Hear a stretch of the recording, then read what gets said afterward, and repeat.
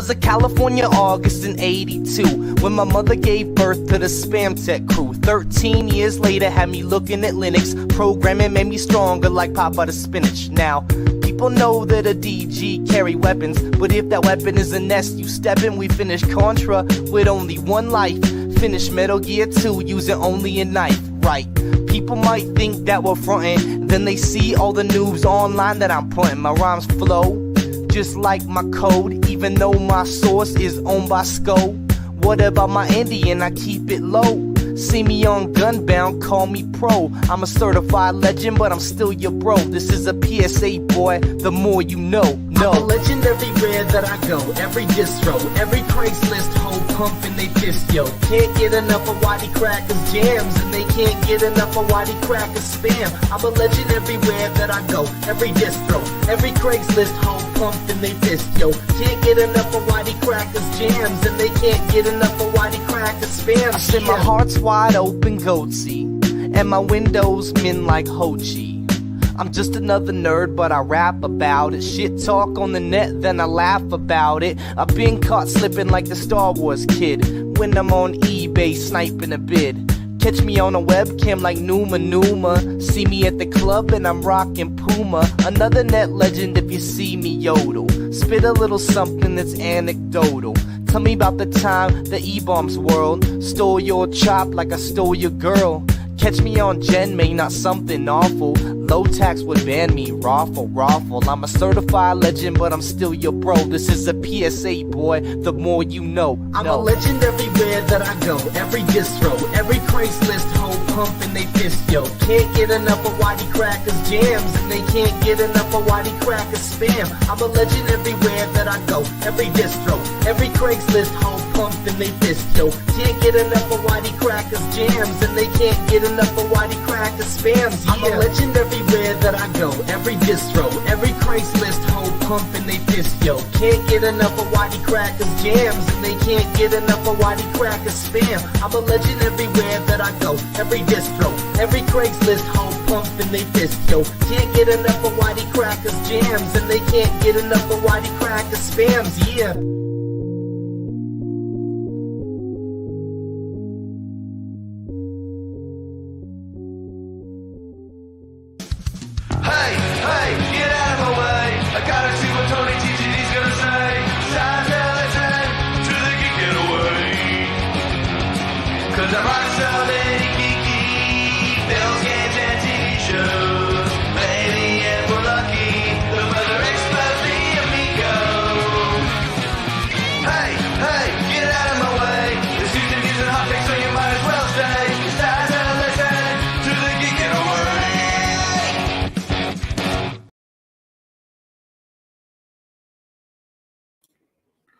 What's up, meatbags? It's the often imitated, never duplicated Tony TGD, and this is the second episode of the Neighborhood Watch.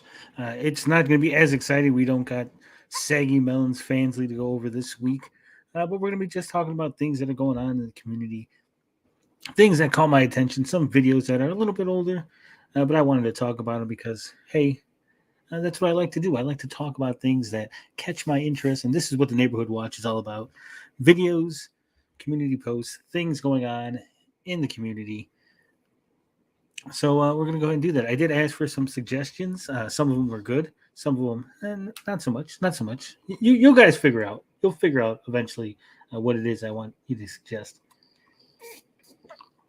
It is open panel, so if you want to join, help me go over this stuff, parse through things, you're free to do so. The link is pinned. And as you can see, the title of this is Don't Support the Frog, because that is the main topic brought to us by our good, close personal friend, Retro Complex. He says, do not support the frog. What's up, RJ? Coming to cancel me? That'll be like the fourth time this fucking year. I get canceled every other week.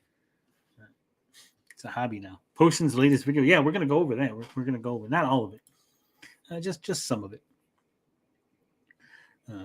But as you guys are filtering in, make sure you smash JT that like button, slap the bell around so you get all notifications, subscribe to the channel if you haven't done so already, and share this with your friends because That helps the channel grow. We're already at 1,264 subscribers. We want to hit that 10,000 before the end of the year. So we gotta step up our game. These are rookie numbers.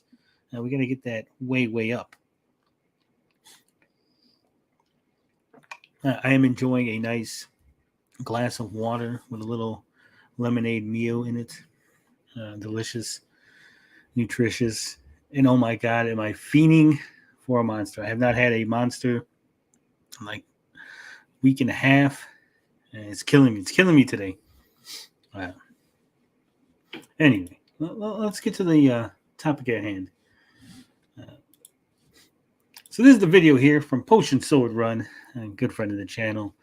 I like Potion. Some people don't like Potion. They think that Potion is a shit stirrer, an instigator, but the reality is Potion would have no content without us, right? If we didn't provide the silly moments, the arguments, the fights, the Twitter back and forths, there would be no Potion Sword Run videos on these things, right? Potion just holds up a mirror to the community. He says, this is what you guys look like.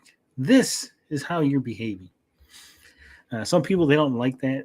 They don't like to be held accountable. They don't like people reminding them, how much of a crappy person they're being online. And so they get mad, and they get mad at Potion. They say, hey, Potion, why are you doing this? Why are you showing people how bad I am? And instead, what they should be doing is they should watch the video and say, hey, I don't look good in this video. Why don't I look good? Probably because I'm being an asshole online. I should probably stop being an asshole online. And trust me, as somebody who is featured in what? I want to say like half of all the fanboy wars and about every other video that Potion does on something like this. Somehow I get in there, right? So trust me, I know what it's like to be the asshole of the community. And I do look at these videos, I go, man, I was kind of being a jerk there. Maybe I shouldn't have done that.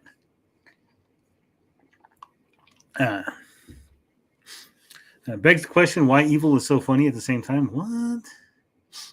Retro Durplex. Oof. Ride and die for Smash AT. That is. All right, so this is the post. I had to screenshot it because obviously I am blocked by the Retro Complex. Despite the fact that he has been lurking my Twitter. He's been lurking around in the community.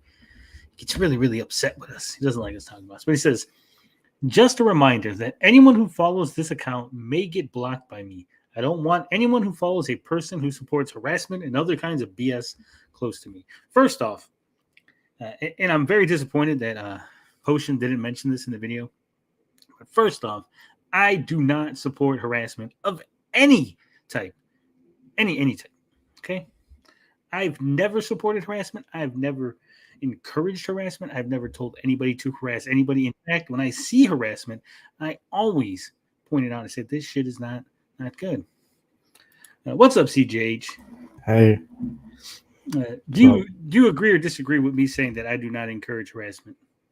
Yeah. I agree. Harassment is bad. Harassment's bad, and I've never encouraged it. And I've never done any other kinds of BS. In fact, if you watch back last week's episode, when I talk about Retro Complex's video, I talk about the context of the video, the contents of the video, and I talk about the wider ramifications of what he's saying. Never in that video do I insult him, do I talk about him, do I call him names other than a white knight for Smash. That's not a big deal. The frog is a serial harasser, terrible to the Cheerios. What's up, J Cuts? Yeah, that's what I'm saying. I don't harass people, and I don't never encourage anybody to harass people. Proactively blocking people who are never going to interact with you in the first place. Yeah, but here's the thing, right? So here's the thing. This statement that he put out is 100% a fucking lie. It's a lie. Because I know for a fact that Retro Complex not only follows Blinded Braille, but Retro Complex follows Ninja Kitty, who are close associates of the channel. In fact, right hand of the frog, Blinded Braille, is the number 2 guy here at this channel, right? So how did they get a pass? How did Saggy Melons, who barely ever shows up here, and Potion, who's just everywhere in the community looking to see what's going on, right? How did these two get singled out among everybody else, right? You know, Vito's a mutual of myself and Retro Complex. He follows me. He promotes my content. We were talking just the other day about his Indiegogo campaign. Mm-hmm. CGH doesn't like him, but, you know. But again, It is what it is, I guess. It is what it is. But what I'm saying is the reason I bring him up is because, again, Retro Complex is promoting Vito's Twitters, his tweets. He's promoting the campaign, right? He said he's not going to support anybody who supports me or anybody who's close to me. But several people, I've listed 3 people already that support me. Several people that Retro Complex follows follow me on Twitter.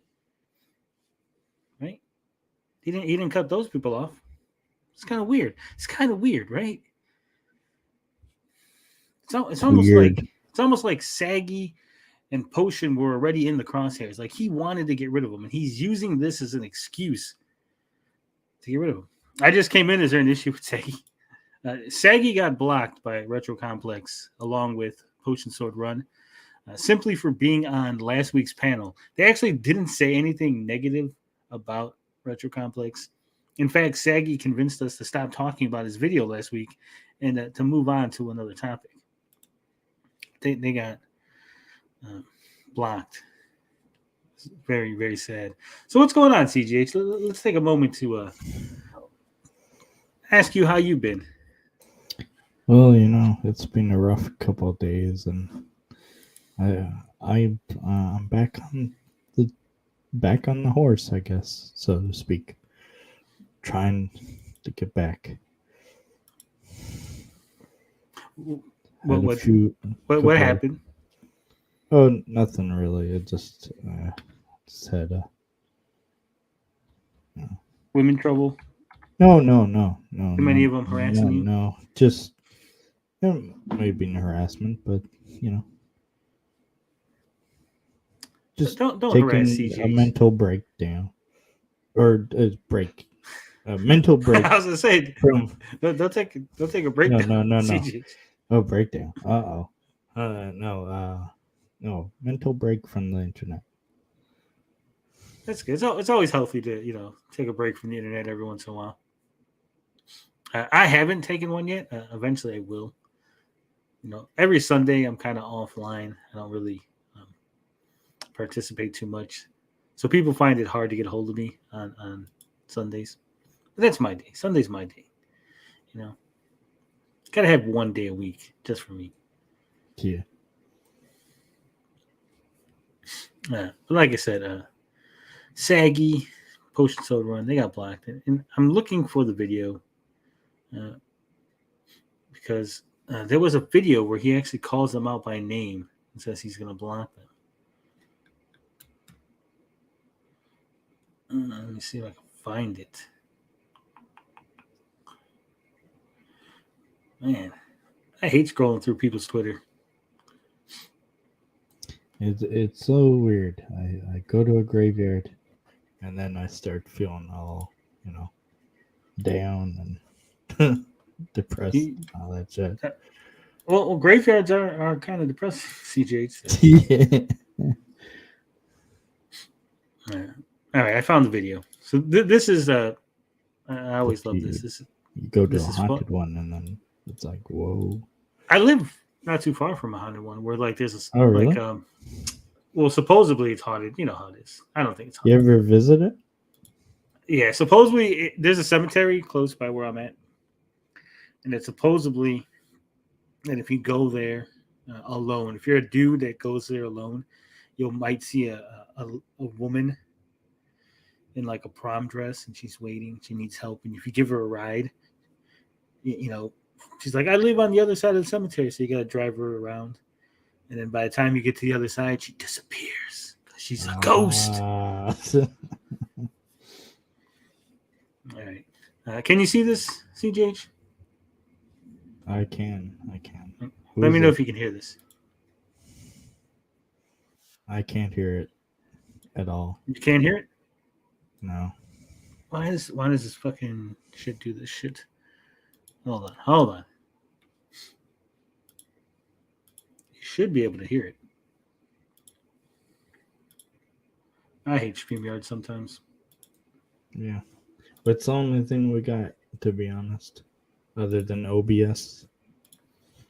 All right, I see what it is. Because you can't share window. I got to share Tried using another platform, and I'm pretty sure someone had access to it somehow. God damn it! Yeah. Oh no! I the monster drinks. No, that's not a good idea. I've had a couple panic attacks from that. I would advise not to have energy drinks. CJH, I'm going to put a link in the private chat. You do me a solid and bring this up. That way I can share it. Yeah, because if I can share the window, but the window doesn't share audio. Is it the Twitter channel complex thing? Yeah, the one that's in the private chat. Okay. If you go to it, if you go straight to it, it'll pop it up. Okay. Johnny Cage is trending right now. Is he? Yeah. Yeah, for some reason, I don't like that you can't share window. If you share window, you can't share the audio. Yeah, I'm sharing it now. All right. Could you push play on that? Waking up in the morning and finding that somebody again did another video about you. At this point, they're making All right, pause it. known. I really don't care. All right, so we didn't do a video on Retro Complex. We did a video that was a live stream that included Retro Complex, right? So I don't know why. Wait, you speaking? You didn't hear that? I thought he was like. No. He was speaking. What he said was, I'll translate. He said, waking up in the morning, seeing that somebody did a video on me. Like I said, we didn't do a video on him. But play the video. The dude, since I pass him, he's trigger violently or something like that. Okay, he thinks I'm triggered because he passed me. You were the person who asked Vito how to grow, how do you use your channel, how to do this. You asked a bunch of shit to Vito. Vito told you, exaggerate your pictures, put big words. Wait, can you stand still? That means clickbaiting, you fucking moron. All right, pause it. You clickbait.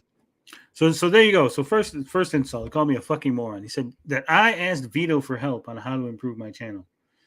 Vito never told me to clickbait. Like the argument that we were having about his video, because I don't know if you've seen the CJH, but he was saying that he doesn't understand why people get mad at clickbait, right? And my argument was, well, clickbait, you have good clickbait that entices you to come to a video, entices you to watch it, and it's actually about what you're talking about, right? Like if I have a picture of CJH on my thumbnail and the video is about CJH, that's not clickbait, right? But if I have a picture of CJH and I'm talking about Smash JT, then that's clickbait. Whoa. And that was the argument I made. Apparently, he didn't understand. Apparently, that was too complex of a talking point for this man to understand. But he's calling me the fucking moron. Remember that. All right. Play it, video. All right. And your fucking thumbnails all the fucking time. This was the only one thumbnail that I can say I had never seen clickbaiting. Thumbnail? It's because it's the neighborhood watch. Bro, get a fucking life. You are a grown-ass man talking shit about others. All right, pause it. Dude, you want to grow? Wait. You want... Again, apparently he didn't even watch the video because I wasn't talking shit about anybody. There literally was nobody being talked shit about. We were just going over videos that people had made. I guess that constitutes talking shit to certain people, right? You can't be critical of their videos. You can't go over Canadian Gamers 10 dating tips because no. That's it's being. I just want to be clear before he ends up blocking me. These are just jokes that I'm making. I did no way inflect or. Reflects. You don't endorse this? I do not endorse this. No. All right. So again, I don't playing it. Yeah, I don't clickbait my videos. Every video is about the thing in the thumbnail. So again, never go back and forth with people who live the internet matrix. That's what I'm saying. All right, go ahead. Push play. To get it from a drama channel that I used to be, talk about big YouTubers. Like, bruh, you're just a fucking loser. I pause it. And I did. So again, now I'm a fucking moron, a fucking loser, and I don't have a life. And he says that I should talk about bigger channels if I want to grow my channel. I think my channel's been growing pretty steadily. Pretty steady. I think we picked up. Wait. My channel is 4K. Yours is 1K. We should probably talk about you, CJ. There you go. Yeah. Damn. Talking about bigger channels, that is a bad advice. Okay, let me just straighten people out here. Tony's a great clickbaiter, a master debater, if you will. I am. Here's what people don't understand, right? They say that they try to think that drama's too easy, right? Drama's so easy. You just talk about some bigger content creator and boom, instant success. Well, here's the secret that people don't tell you.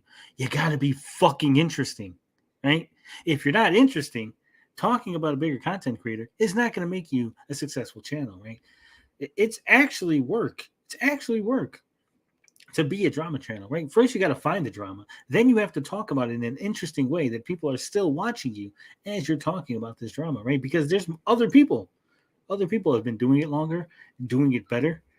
So you got to have some sort of angle, some sort of interesting take in order for people to pay attention to you, right? You can't just talk about a big content creator and grow your channel. He would know that if he actually knew how to YouTube, right? And don't make it personal because it ends up in the courtroom. But yeah, don't make it personal. I've never ever made anything personal. Like I said, I always talk about the content. I might have a little bit of experience of that. They suing you, CJ? No, I end up having to go to court one time. You were suing somebody else? No, they. It's a long story. I'll tell you off air.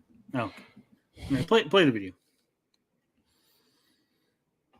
Anyway, this is the last time I talk about this because I know one of his detractors is gonna send him this video. So he says this is the last time I'm going to talk about it. I will tell you that he has made after he made this tweet, which is what that's a lovely pause that I picked right there. Yeah. Let me just say this tweet is from April 28th. Since that final word, right? This is the final word. Not talking about it again. He has made at least 10 more tweets about me, and then he made tweets about Saggy. About Potion Sword Run. So, yeah, I don't know how this is the final word, right? Like, if you're still tweeting literally hours ago about me, kind of, hypocritical, kind of a bit of a liar. When you're literally responding to tweets that I've made that have nothing to do with you, I literally made a tweet going, "Good morning, people. Remember, only you can prevent forest fires." He literally made a tweet about that. Wait, you do start forest fires? I guess. I just thought it was funny, and I had a little Smokey the Bear gif. But what's up, Midi Music? Saying what's up, guys? Dropping by to say hi. We'll catch us tomorrow. All right, Midi. Kickplay. The clickplay complainer. He's mad. Go ahead, push play. Another thing is, anybody who has affiliation to him, go to his show or whatever, doing his show on channel is getting blocked by me. I don't care. Whoa. Oh, damn. He's going to block me. Yeah. So again, like I said at the beginning of this, he said anybody who goes to his channel was associated with him, going to block. Except for all the people that he didn't block. So I don't know. Sounds like, again, either hypocrite, liar. Not sure which one. You're not blocked, CJ. He doesn't know who you are. Go ahead. Push play. Okay. I already blocked Saggy. I already blocked Poison. I already blocked a bunch of people. I'm sorry, Saggy. I like you and everything, but you spend too much time with that asshole, and I'm not. I'm sorry. Anybody who has I'm an asshole. Like 4 insults. is getting blocked. I'm not dealing with idiots for real. I got a life, money to make it. I make money and stuff to do. Videos to create. Actual videos to create. At least I put effort in my videos. I'm not just sit down talking a shit about people. Anyway, I'm out. All right. So there you go. Again, hypocritical. You could not stop sharing. Hypocritical. He said he was going to block everybody affiliated with me. But apparently, that only applied to Saggy and Potion. And I think Justy View said he got blocked. Wait. Let me do this real quick.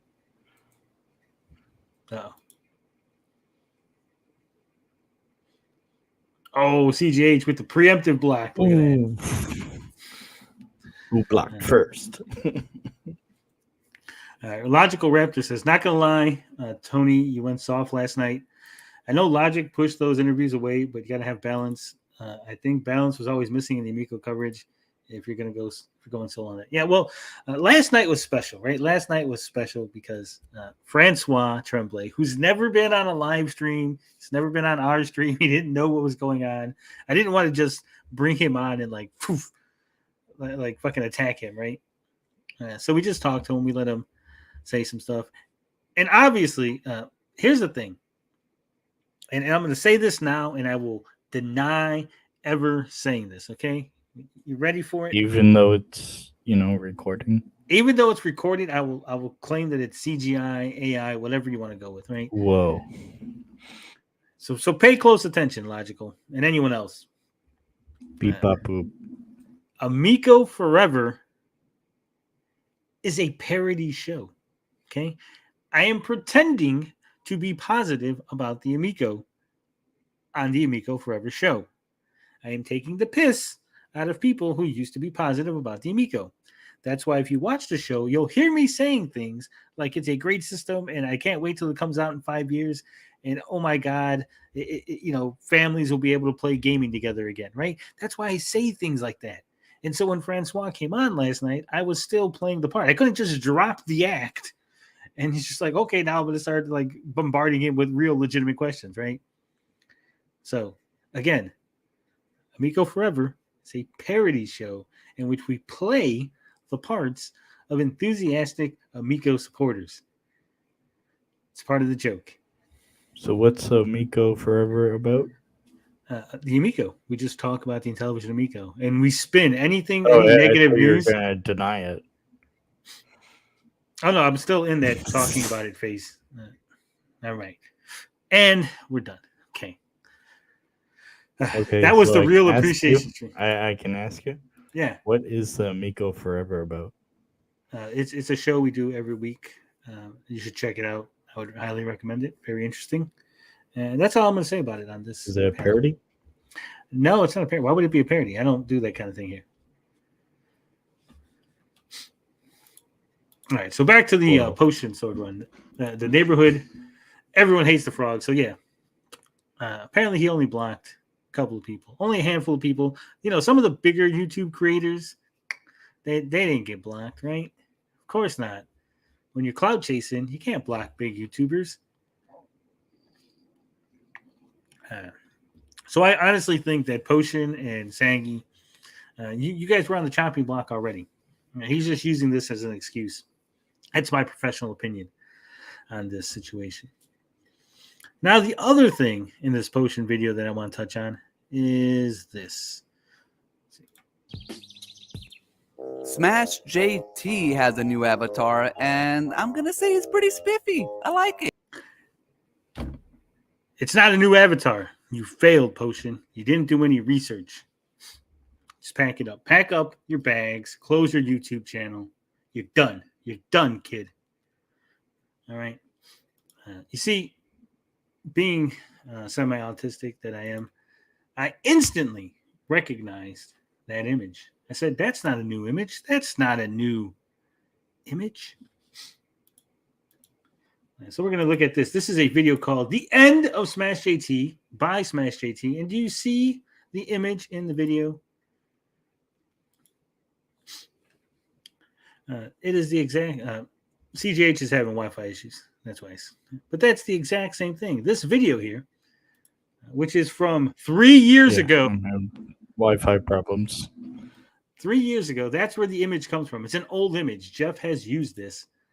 Smash has used this image for at least 3 years. And I believe it was on his Twitter at one point, and now it's just back. And the reason that it has all that white background is because obviously it's a PNG image, and then he turned it into a JPEG when he put it as his avatar. So there you go, Potion. You might want to add a little addendum to your video. Just correct the record. Okay, stop roboting. All right. Is the Tony Alvarado, you mean John Alvarado, real? John Alvarado is a real person. He has a mustache. It's curly. All right. So, yeah. So, there you go. Now, I think we should highlight something here. Damn train. Not the train. Definitely not the train. Oh, train. Oh, damn. All right. So, Potion, like I said, I like Potion Silver Run. He's a good guy. He's a nice guy. And I did not know about Potion until he made his first Amico video, right? When he started doing his Amico stuff, his coverage of people in the community, that's when I heard about Potion Silver Run. But he has been around for quite a while. Right? If we scroll down, let's scroll down here. As you can see, it just keeps going. It just keeps going.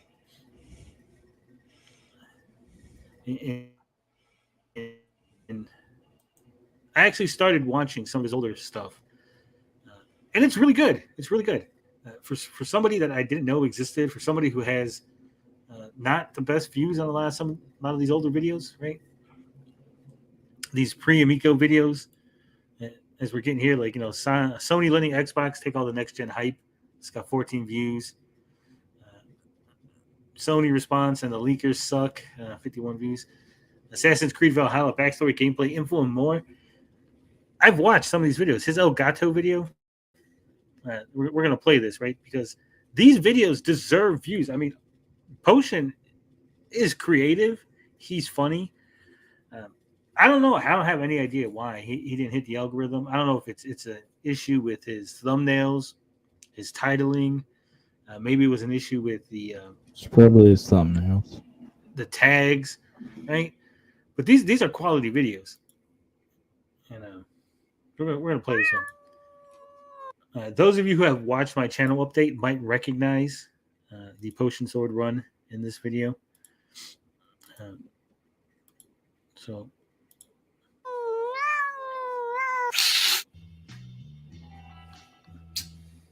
¿Qué onda, homies? This is El Gato coming to you with the review of Resident Evil 2 Remake, see? And I'm sorry to say, we lost the wars on drugs, carnales. All the homies are hooked on that flaca. Not just the homies, eh? The Hura. The Hura is hooked on that flaca too, eh? Psh, pinchy rookies. Everyone knows you don't get high on your own supply, eh? Love the fucking music choice too. You're understanding everything so far, right, CJH? You're following along. Oh, for sure, for sure. So what has he said so far? I have no idea. He said everybody's hooked on the drugs, including the police. Those goddamn rookies, they should have known not to get high on their own supply.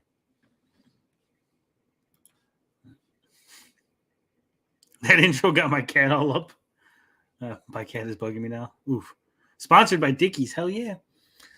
I could see, seriously, like I said, I like Potion, but I could seriously see him fitting in a 90s, 2000s era LA gang movie. I can see the Throw him in green the background. screen in his sunglasses. Oof. He's failed. Yeah, it's a little right there. And Resident Evil 2 remakes?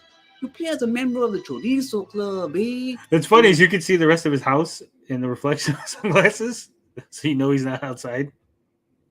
Good job. It's right there. Boom. Busted. You're inside. That's not a real wall. CGH, I don't think that's a real wall. Whoa, that's not a real wall? No. Kittens get Whoa. mittens. It's to I beat thought down the this was homies like real. in real life, eh? Normally, I would object of that, eh? Ben Abuse Davis, of 10D. power. But these vatos, they have no sense of boundaries, homies. They come to you all mocoso trying to give you a hug, fucking up your creases for Sunday mass, eh? Oh, I could not get through this. I don't know how many. I want to know if Potion, if you pop in before this ends, how many takes does this take? Because it looks like it's one take, and I would have been laughing trying to get through this. Not kidding, my cat is all disturbed. Damn. sorry to hear that, Logical Ram. Hold on, I got something for you, Logical. No, do I? No. Damn it. I didn't have it. I thought I had it. It's too bad. Too bad. So sad. So you still following along, CGH? Absolutely. Do I need to translate it for you from Probably. from Vato to Yeah. basically, again, what he's saying is that there's a bunch of sick people out there and they're getting all close to you and messing with your clothes and making you all disheveled, because it's Resident Evil. He's talking about the zombies, obviously. Let's see, what am I looking for here? No, that's not what I'm looking for. Damn it. That's what I'm looking for. I swear to God, CGH, they need to make things simpler for me because I am, what's the word? Stupid. I'm very stupid. In French, that would be stupid. Yeah. I only know that because my older brother used to call me that. This is what I was looking for. This is for you, Renton.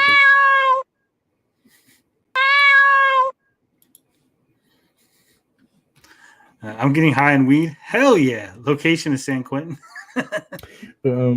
What's that mean? What 5-6K warning? Is it? Location is San Quentin? No, up. CJ Yeah. What's that? Is a trace? He thinks you're Trace. Punto A. It's a gang in a movie. Sweet and Tender says, my friend loved that brand. They used to be in the Dickies, but I'm still in the Dickies. They left me behind, but they don't know about the Amico. I'm still in the Dickies myself. I have a closet full of Dickies. Like I said, if you see me, the way Potion's dressed. You what? You have what? A closet full of Dickies. They're a brand of clothes. Sure. The way Potion's dressed in this is the way I dress in real life. I got Dickies, wife beater on, one button on the shirt. You're Heisenberg. Chuck Taylors. Yeah, I'm high, except for I'm not bald and I have a mustache.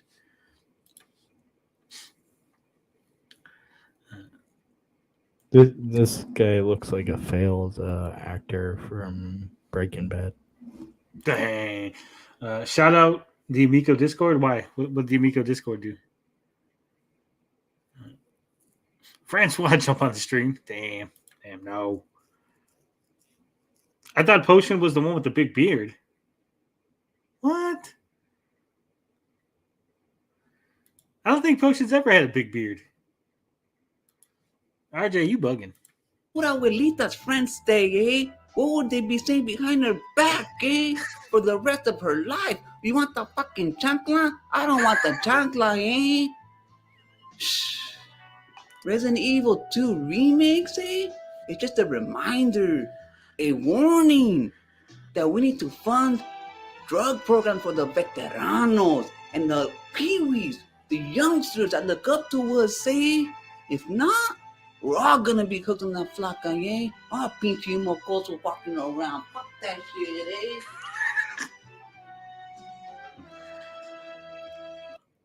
That was his Resident Evil 2 review.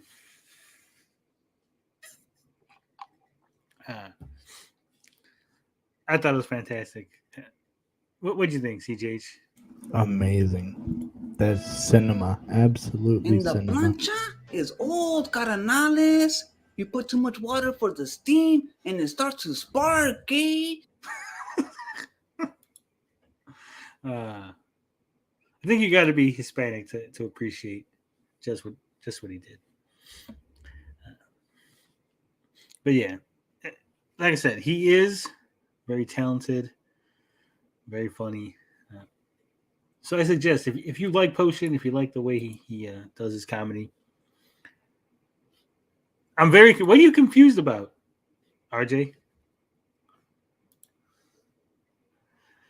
CJ, watch Blood and Blood. Yeah. That's what you gotta do, RJ. Watch Blood and Blood Out. Use CJH2. And then you'll figure it out. You know. Or Mi Vida Loca, or Mi Familia. What's another good one?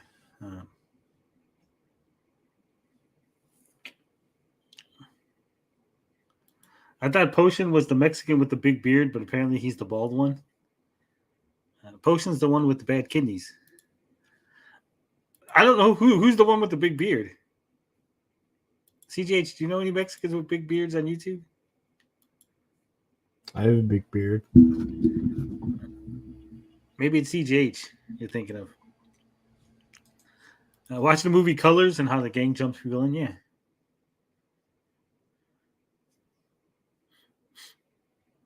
Gen X has a beard?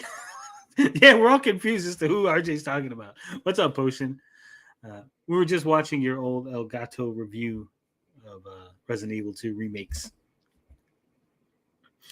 I tip my hat off to you, sir. It's fantastic. And I recommend it to everybody to check out your older videos, as I have been doing. It's great content there. A lot of hidden gems. A lot of hidden gems in the back catalog of Potion Sword Run. And I'm not just saying that because he gave me a nice little shout out the other day. Doesn't Potion have a big beard and it's what? The fuck is RJ? I have no idea who the hell you're talking about. Who you're describing? I don't know who the fuck you're talking about. I wish I knew. Twirly mustache. He's the guy who wanted to block you? No, that's Retro Complex. That wanted to block me. Not gonna lie, I ain't a kiss butt. You don't gotta be a kiss butt.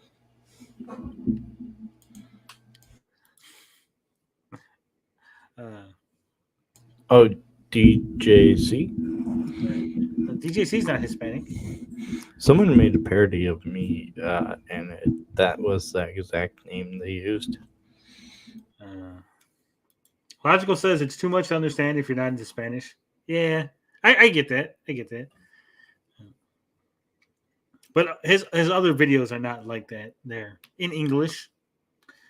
And he does have some good insights into video games and stuff. Like I said, I recommend you looking through his back catalog because there's a lot of hidden gems there. And I think a lot of people have that too, right? You get on to a creator, you start following them, and you don't go back. I suggest you do that. Go back to the back catalog. Go back to the older videos and see where they started. Go back in time. Yeah. Except for CGH's videos. They're not with Whoa. Oh, yeah. Yeah, I agree with that. Don't go back to my old videos. The one I'm talking about is the one with the avatar that looks like Butch Harmon. That's Retro Complex. Retro Complex blocked Potion Sword Run and Saggy. I want a PSW Picasso. Yeah. I have no hidden gems. They're all garbage. There can be gems hidden in that garbage. All right. But so here's the thing. We all obviously want to grow our channel. You want to grow your channel, right, CJH? Yeah, my channel's dead, but yeah. Well, maybe we can figure out how to grow the channel, because I have not one but 2 videos giving us YouTube advice. So we're gonna see if this advice is good, solid advice, or if we think this advice is garbage. So this is PK in the Universe. You might know PK in the Universe as generic Genovi the 10-year YouTube vet who just barely crossed the monetization line, or as another guy who just doesn't like me for some reason. I don't know. Either way, he's got bad YouTube channel advice, retro gaming edition. So he's going to tell you some bad advice that people have given him and why we shouldn't use it. Why is Retro Complex blocking Kermit supporters? Is he anti-Muppet? He might be. He's an anti-Mupp-type. I think so. And Genovi says only forward, Tony. Only forward. Yeah, don't look at the old videos. Don't look at my old videos. No hidden gems there. No hidden gems. I know how to kill a channel. Just stop making content. That'll kill a channel. That'll tank it really good. All right, well, let's see. He's got bad YouTube channel advice, and he's going to tell us some good stuff. Obviously, we're not going to watch it at normal speed because, Jesus, we don't have that much time. PK in the universe, and I'm here to tell you, I don't have the answer to all your problems. I really don't. Well, why am I watching this? God damn it. He tricked me. If you don't got the answers, what are we doing here, CJH? I don't know. Let's see something that I will never show on my channel. But, well, I'm not going to show any of these videos. I'll just show you the thumbnails. This is my oldest channel that I have not been able to take down. Why can't you take it down? Because I don't have access to it anymore. But look at that young CJH. Look at that young kid.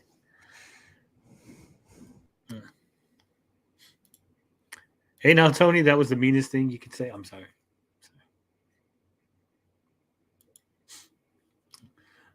Let's see. All right, come on. But I can tell you what doesn't work for me as a retro gaming YouTuber. So I'm going to tell you guys about that. So here we go. First up, let's talk about intros. I just did an intro there, obviously, of some sort. I introduced myself. I told you guys who I was, told you what I can't do, but what I can tell you doesn't work. Oh my God, don't That's do an intro. You don't think intros are good? Do you know how many intros I've done? Every video you do has an intro? Yes, pretty much.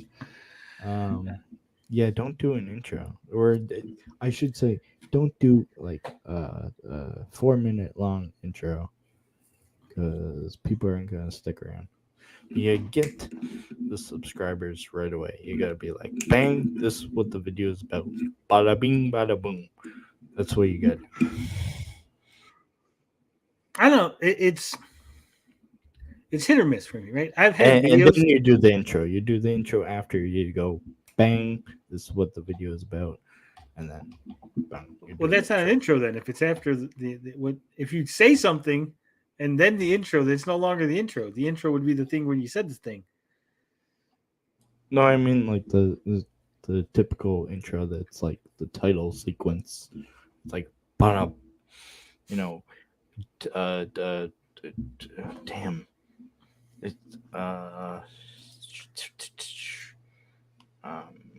What's this channel's name? I have no idea. But it's okay. Okay, keeping tracks. Start with a 1-minute style Mike Mullis intro. Got it. Yeah. Oh yeah, the Geek Getaway. So you'd be like, "Wow, this is the Geek Getaway channel," and you have this giant title sequence, but people aren't gonna pay attention to the video. I don't think that's true. That's not entirely true, right? If your intro is small enough, right? If your intro is small enough, you can get through it. People will watch it. But it also depends on what your video is about, right? If your video is about something that doesn't appeal to a lot of people, they're probably not going to sit through your intro, right? Or be like a video where it's like how to make this thing. Well, people want to see right away how to make the thing. They don't want to be like, "This is my video. This is what I'm going to talk about in this video." Blah, blah, blah, blah, blah. No. Genovi says, "Play the video, Tony. I need these tips. Pat tells me my channel is ruined." All right, just for you, Genovi. How long, but what about an actual, video intro? A lot of people do these video intros, where it's, it's a bunch of clips and things like that. And I used to tell people, hey, you should do maybe like a 10-second intro, at the most, maybe even less. Honestly, you shouldn't do intros at all. I mean, you should introduce yourself like I did. I introduced, like I said, hey, I'm PK, and this is what I'm going to do. But what you shouldn't do is do a little 10-second intro video. Maybe, a very short one after like a cold opening or something. Like cold openings can be really challenging to do, but Yeah, you only have 8 seconds to convince people to watch your video. I had 8 seconds to Exactly. get some of you people, and some of you people probably clicked off before that, which is fine. I didn't get you, but that's what you have. You have 8 seconds. They've done studies. I can't remember what the studies are, and I'm not going to bother to look them You up. got 8 seconds, Tony. 8 seconds. I don't. Again, I hate when people do this. Like, they've done studies, but I'm not going to look them up, and I'm not going to send you the information. Right? Come on, that's lazy. Don't be lazy. You're making a video. Have the studies. Have the stuff ready. Put it in the. Be like, hey, you know, I'm going to throw them in the description of the video. You could check the studies out after the videos, after you watch the video, right? Or throw a fucking graphic in post, right? I know I don't do a lot of editing, but I know how to fucking add stuff in post, right? Just fucking add a graphic in post. Not that hard. Oh, damn, so no intro? Yeah, no intro. Don't tell people that you're Genovi from Retro Impressions. Just jump right Don't into it. tell me I have like 50 intros, different intros. Because I like editing. I literally, on my clips, have an intro of like, hey, this is a clip from a live stream that we did. You can catch the live stream every Saturday on blah, blah, blah, blah, blah. And now to the clip. I thought about going back to old live streams and then editing things out, but it's so much work. Autopilot Pat doesn't understand YouTube content. Oof. They need a free AI editor. Nah, come on. Don't be lazy. People have done studies that say basically you have 8 seconds to convince people because people's attention spans are declining. You know, that's just how things are, especially with viewers. And yeah, Especially so you with got 8 shorts. seconds. So having a 10-second intro video, not helpful. That's You know what's funny about people's attention spans declining? On the biggest problem in the universe, they did one of the problems Is they that brought in. nobody helps each other? Yeah, That's from Anakin. and the biggest problem, Vito brought in the problem of short attention spans, right? And then several months later, Vito brought in the same problem, and he didn't realize it because he has a short attention span.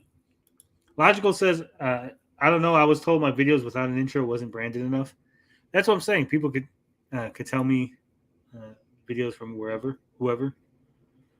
Yeah, you gotta boom, boom, boom. It's all about branding, baby. Yeah, bada bing, bada boom. The Geek Yoda, do we have any Francois Tremblay clips today? The man is a legend. We do have one clip from Francois later on. It's a clip that people asked about, and Francois himself has delivered on that clip. That's going to be played later. Did CG create this list and pass it to PK? He's so smart. My notebook is out.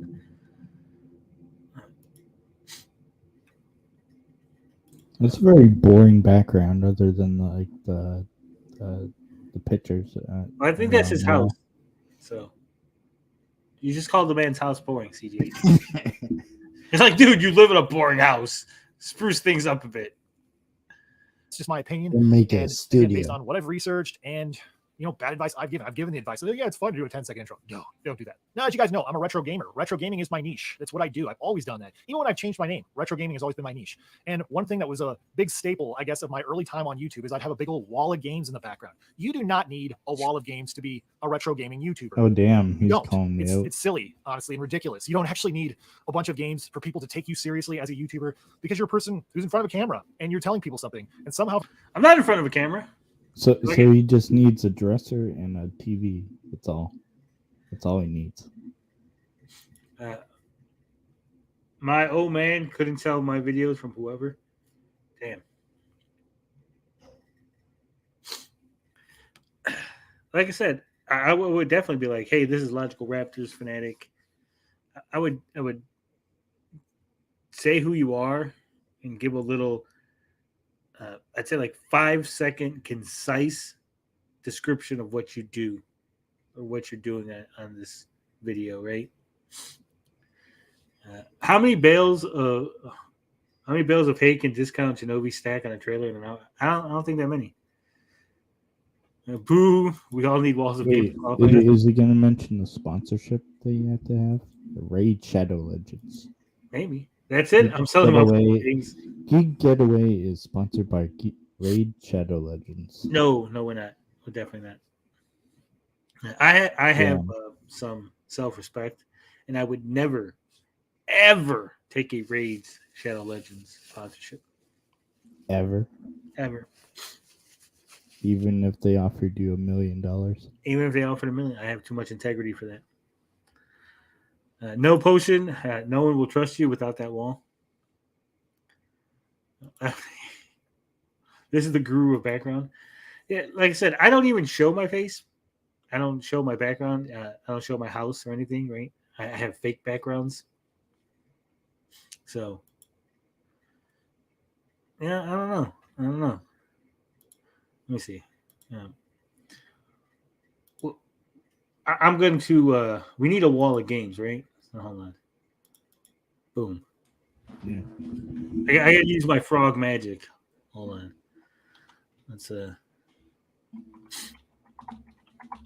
Let's transport us to another dimension. A dimension in which I have a wall of games. And this shit's taking forever to load. Okay, there we go. Boom. We got a new background. Let us remove that. Look at that. We got our wall of games. Whoa. Here, hold on. Let me remove CGH for a second. Boom. What's up, everybody? I've transferred to a new location, as you can see. Here's my wall of games. These are, in fact, all my games.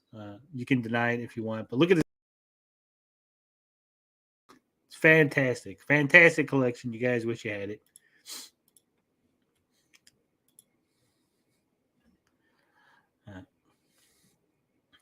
Cap on that, Tony? Nah, okay. Hey, you have a wall of controllers? Wait. I found an actual image of a wall of games where it says wall of games. The wall of games. If you move our profile pics around, you can see it. Yeah. The sign says the wall of games. The great wall of games. All right. Let's see what other advice PK has for us.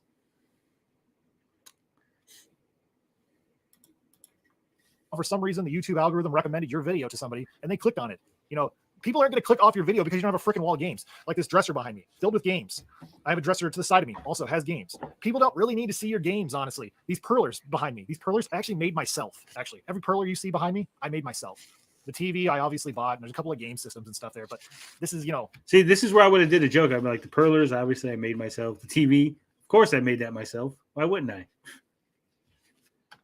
You don't need a lot of stuff. Okay, people are here to watch you. They're here to listen to what you have to say. And maybe what you say, they like it. Maybe they don't. But at the end of the day, they're not clicking off your video because you don't have a freaking huge wall of games. There's so many people, it's like they think their collection is a substitute for a personality. And it's not, honestly. Ooh. It will get you far, but it will not get you to the top. It will not get.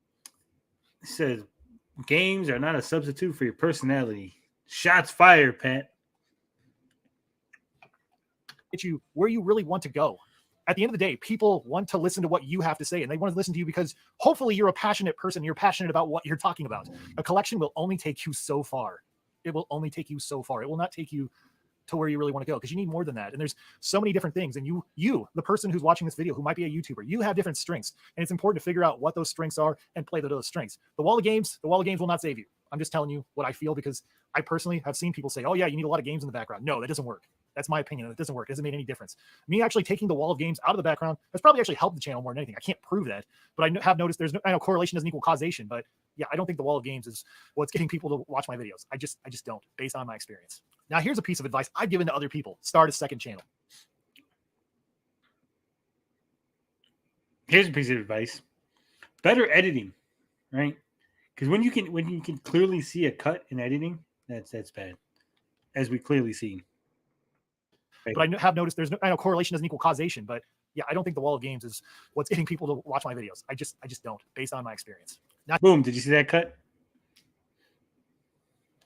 But this background, does it have enough dressers for you? Hell yeah! It's like you're at a furniture warehouse.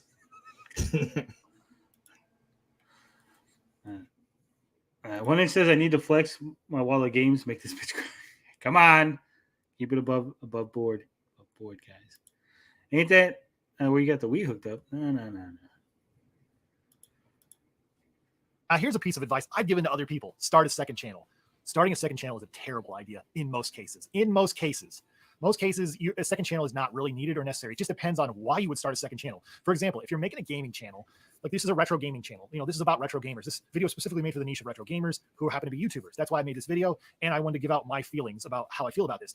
So I got a channel about retro gaming. Okay, in general, my channel is a gaming channel. So if I venture into modern stuff, I think there is overlap between these audiences. These are not dramatically different audiences. Now, some people might never watch it, but then there's some people like, oh, we will. It's okay to cultivate a different audience or an audience that has overlap with an existing audience. That is okay to do. For example, there's a YouTuber, Sega Lord X. He mostly covers Sega stuff, whether it's Sega Genesis, Mega Drive, of course, it's the same thing, Saturn, Dreamcast, etc. He covers all that Sega stuff. I would hope he would cover all the Sega stuff, being the Sega Lord.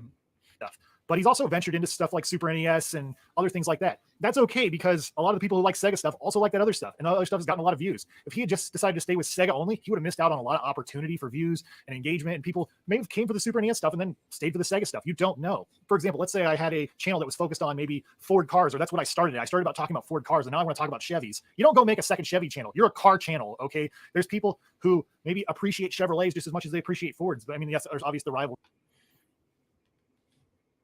I feel like he's drawing out this whole.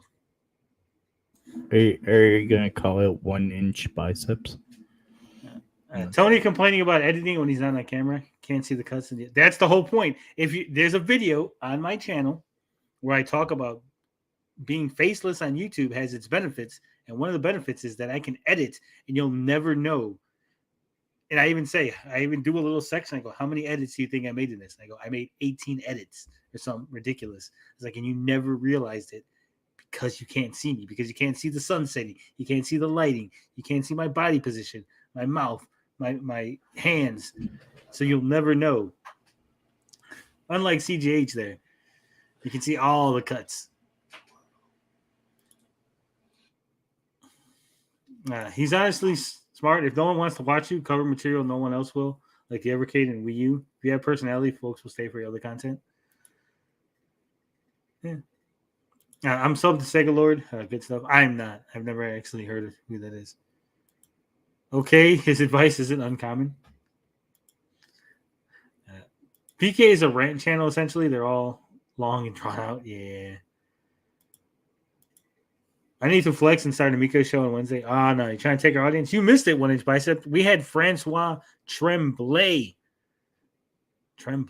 He was on last night on Amico Forever. Or whatever. But my point is, you don't need to make a second channel, okay, to talk about video games. In fact, running a second channel is exhausting. I say this as somebody who's had a second channel, deleted it, started over again, deleted it. It's exhausting to start a second channel. And it can become, the whole serving two masters kind of thing. And you don't want to serve two masters because you're not doing justice to any of them. If you're so focused on... I don't want to serve any masters. I'm just saying. Like, I just do shit that I find fun and entertaining. Second channel, you're not maybe as focused on the first channel as you could be focused on. So starting a second channel, I feel like, if you're going to start a totally different topic, like if you're a car channel or whatever, and you decide, I want to show people how to do pottery, sculpting and stuff. Obviously, it makes sense to start a second channel for that. It makes sense to do that. Or if you're some really big YouTuber and you're just like, I need a second channel where I can just totally BS and just talk about whatever nonsense I want. Or start a podcast. Maybe you're going to totally do a completely just a podcast channel. Because sometimes podcasts I can see are almost a different animal because it's a huge long form content. And maybe you make videos that are typically 20, 30 minutes long. And maybe people don't want to see your 3-hour music video game podcast or whatever. Maybe your audience is like, we just want to see the cool, fun reviews you do on retro games. Those can be different animals, and you got to listen to the audience, because if you're doing your podcast stuff and you're plopping it in on your channel and still doing the typical reviews and whatever, and those podcasts are not getting any views hardly, well, your audience is telling you that's not what they're interested in. I don't care what you guys are interested in. You'll watch whatever I put out. If I put out a wrestling video, you're going to watch that shit. If I put out a entertainment movie video, you're watching that shit. If I put out a video game thing, you're watching that shit. If I'm putting out this bullshit, you're watching it. Because you're my audience and I own you.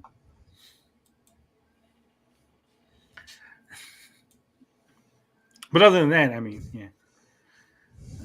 I was doing my wrestling show. I thought you did that on Tuesday. You got to stop moving the day around. I don't know if you noticed 1-inch bicep, but I did add you to the wrestling group chat, the DM chat on Twitter. So. Do you know that the emotional damage guy copyright claims that clip? Does he? Yeah, apparently. That's it's his clip. You also can't talk with him in any discussion. He gets upset fast, dislikes debate, and has face tattoo syndrome. I like him though. I was jealous I wasn't there for the I know, man. He's gonna be back next week. Tony, why did you decide to be a faceless YouTuber? If you can redo things, would you have done things differently? If I could redo things, like if we're just talking about just going back, setting the clock back to the beginning of my first video, no, I wouldn't do things differently because I already have a family at this point. Also, one of the reasons I'm faceless is because I literally don't have a camera, right? I have a desktop with no web camera, and I just never bought one, so that's why I'm faceless. Wait. Are you sure about that? Yeah. I got a exclusive here. That's not me. I don't look nothing like that.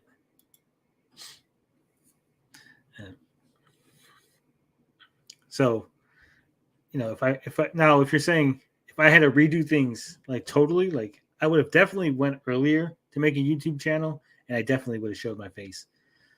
Like if I started long before. Faceless forever? Hell no. I told you, once we hit 10K, I will do a face reveal.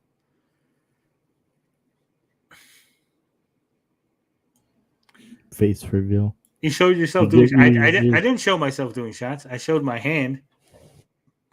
And that wasn't a camera. That was the phone. I literally used the phone. Because I don't have a web camera. Reveal your face the same way Jedi and Sith reveal themselves. How do they do that? Wait. I think I did a face reveal the other day in the DM group. Like that. Let me see if I can get it. Yeah, here it is. Would you like to see a face reveal? Uh-oh. Well, I'll do a face reveal right now. And if anybody leaks this picture, I will find out. I will find out. No one can leak this picture. So I'm going to do a face reveal real quick. Are we ready? Edit it out. There it is. That's what I look like. Whoa. No way. That was taken at my job. So there you go. That's amazing. Please try not to make fun of me too much. I realize I'm way more aesthetically pleasing than you thought. Taken back. Mm-hmm. All right, but let's get back to the video here. Point. Now, I'm not saying you bend the knee to the audience and do their will at all costs, though that can be actually really, letting your community be a part of your decision making can be a good thing. But at the end of the day, it's your YouTube channel, and you have to decide what's best for you as well as them, as the audience, the people who watch your stuff. So, and at the end of the day, that's totally up to you. But at the same time, yeah, you don't want to start a second channel. Like, I shouldn't start a second channel just to talk about Wii U or Analog Pocket or Steam Deck or anything else. It's like, just if you're a video game channel, talk about video games on your channel. It's okay to pivot and cultivate a new audience because those audiences have so much overlap and you don't even realize it because you don't necessarily know every interest of every member of your audience. You just kind of have to, try stuff. I'm not saying, you need to keep constantly throwing, spaghetti at the wall and hope it sticks. But at the same time, it's good to try things. So that's on that. There goes my spaghetti idea. There goes your spaghetti idea. That's what you've been doing, right? Just throwing shit at the wall, seeing what works. Much. Lots of spaghetti wasted. Tony, we need an honest answer. Rank how Sweet and Tendy would feel attraction-wise about you versus CJ versus PK versus Potion. Well, I think it would definitely go. Is he into bald men or does he like not bald men? Because if he likes bald men, then Potion's going to get number one. I think it would be Potion, myself, CG, and then PK. Because, I'm not, like I said, I'm tall. I got the mustache, the beard, full head of hair. But I'm older. I think I'm older than Potion. So you look exactly like your profile pic. Exactly. This video he's doing is spaghetti. Pretty much. I got a green Fantastic N64. This guy ain't got nothing on me. Oof. So there you go. Piece of advice that I think is bad advice. Niche down to blow up. The problem with this piece of advice, I mean, yes, it's good to start somewhere. It's good to have a focus. You should definitely have a focus. You shouldn't just go, well, one day I'm going to make a video about VHS tapes, and the next day I'm going to make a video about G.I. Joe action figures, and the next day I'm going to make a video about Back to the Future, and the next day I'm going to make a video. Why not? If that's what you want to do, right? That's totally me. If you're interesting and you're coming at it from an angle that's interesting, then you can do that, right? We're not necessarily going to blow up overnight. The idea did it. Yeah, the idea of people just blowing up, right? I don't think anyone's really ever truly blown up overnight, right? To success. If you start looking into it, they have, but no, they haven't lasted.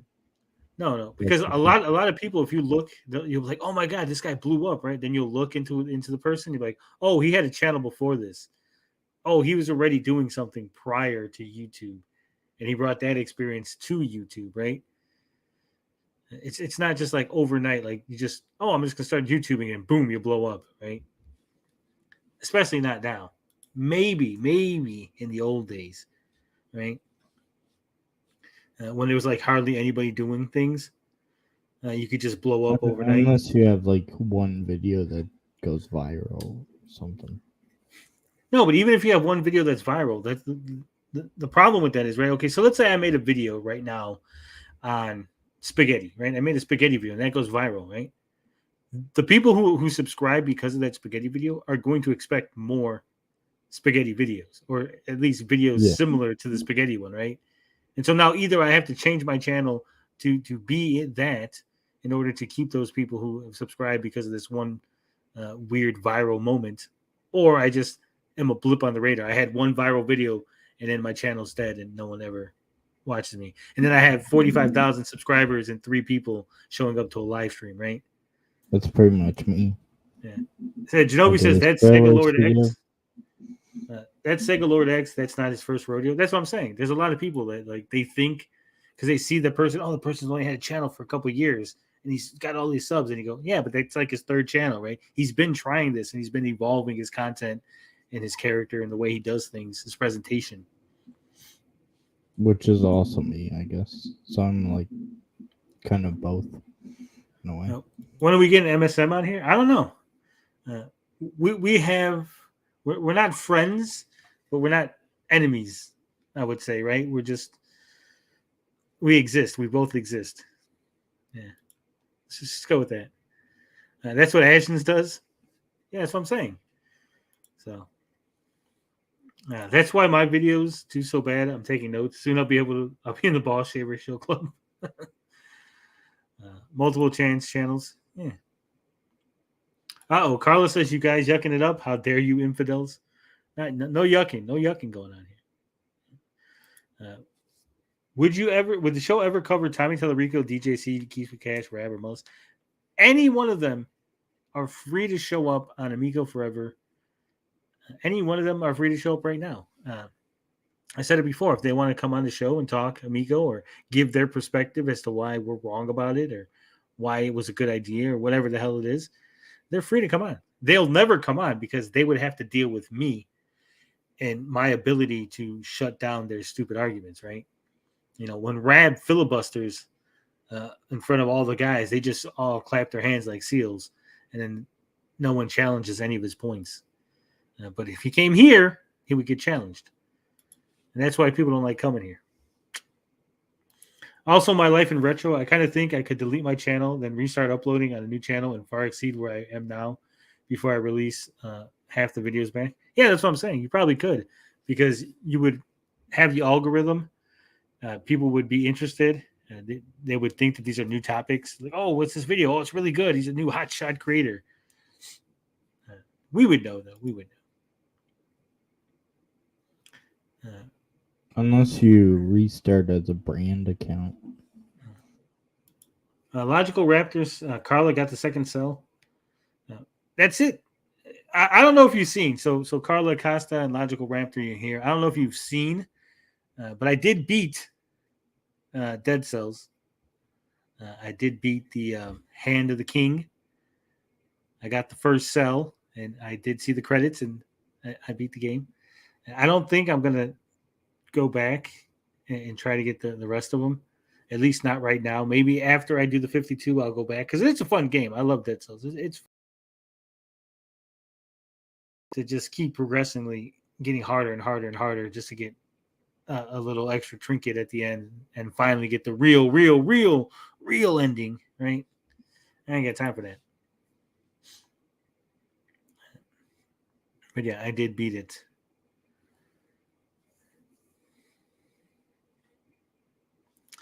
I'll be gone soon. I'm at a play waiting for it. Oh.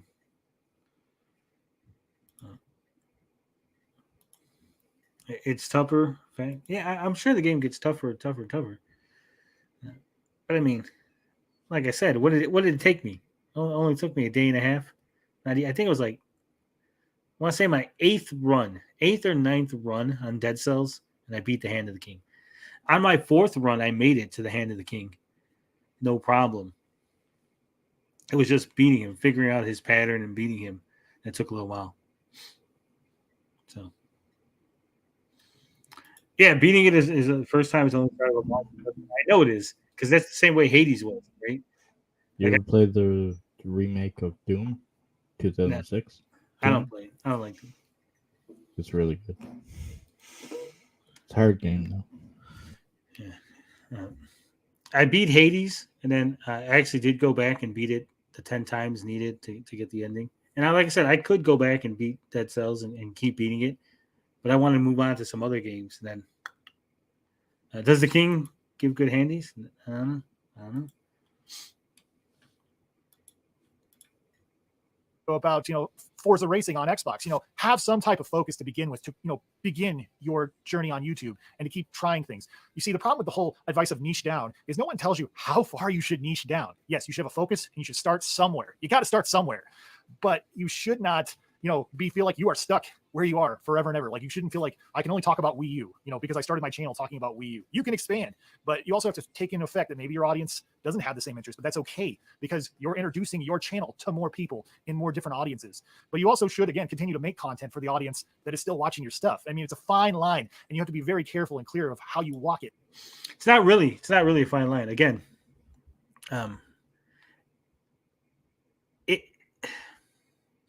it depends on what the focus of your channel is, right? If the focus of your channel is Wii U content, then you're not going to really be able to pivot.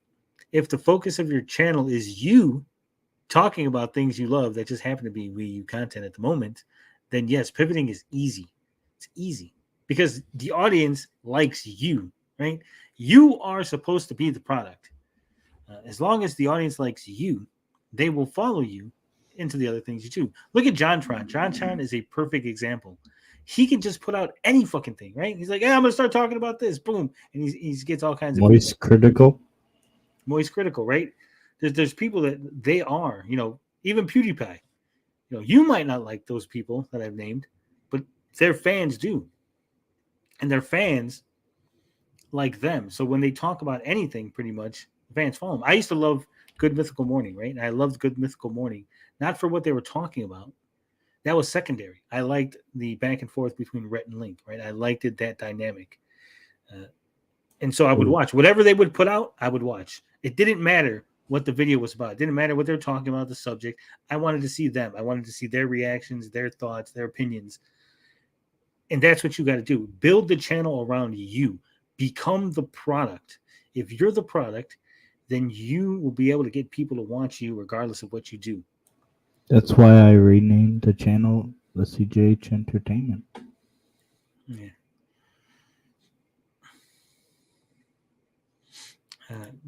JM says, I am the product. What do you think was the reason DJC's Amico Forever stopped? Was it because Phil told them? Did they know the Amico was not coming? What do you think? I think Phil told them that it's not coming. It's not happening. That's what I think.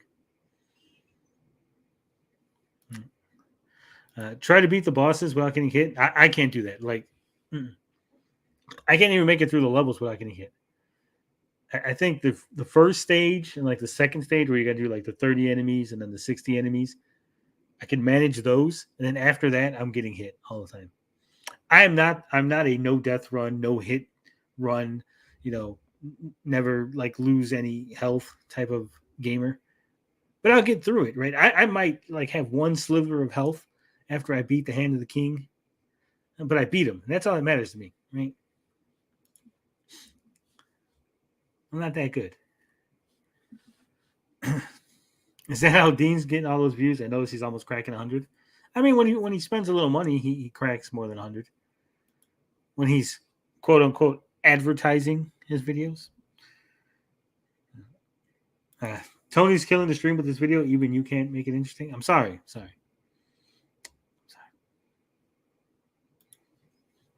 I'm trying. Based on what you're doing, because the whole niche down to blow up thing, that will only take you so far. You don't, like, some people, like, I made a video and I pigeonholed my channel into a niche, and I haven't, and I think the results speak for themselves, because when I've gone back to make more retro style stuff, that stuff still gets about as many views as like the Evercade stuff or the Wii U stuff. I'm a gaming channel at the end of the day. Well, that's actually a problem, right? If your videos are still getting as much as the other ones, right? Then that's a problem. Your videos should be getting more and more and more and more. You should be striving to do better, to get more views, to not be stagnant, right? A stagnant channel is dead. Like a stagnant cell, it's just dead. Right, CGH? Can you attest to this? Yes, because my channel is dead. Who killed your channel? Should we investigate? Nobody, except for me. I didn't upload. That's the problem. I think this don't play starts upload as much. Well, that is the key thing. You got to upload more often. Otherwise, I wouldn't say. I don't think it's necessarily upload more. Obviously, the more you upload, the more views total that you're gonna have, right? Obviously, but quality content, right? Quality. If you upload a bunch of shit, it's not gonna help your channel. It's probably a lot better. Unless it's quality shit content. I mean, unless that's if your channel's like shit content, like shitcontent.com, then probably upload shit. Be fine. But other than that, no.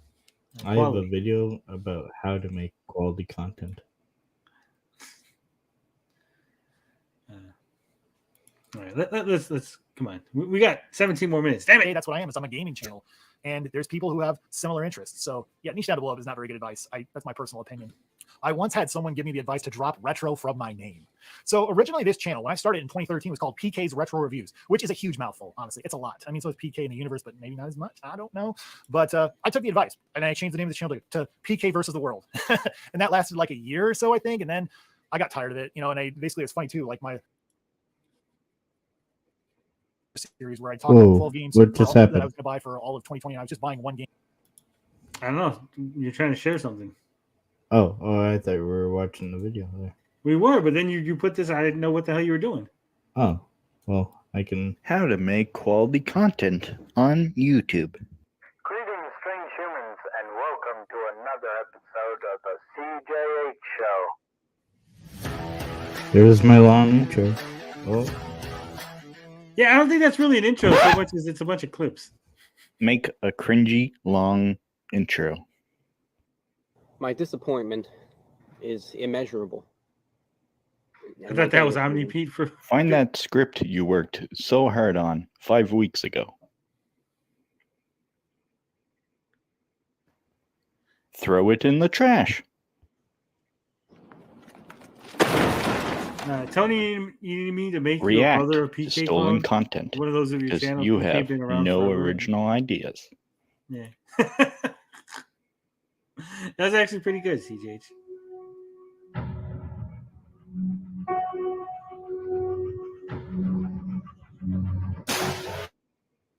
Make and promote a Patreon page with outrageous prices.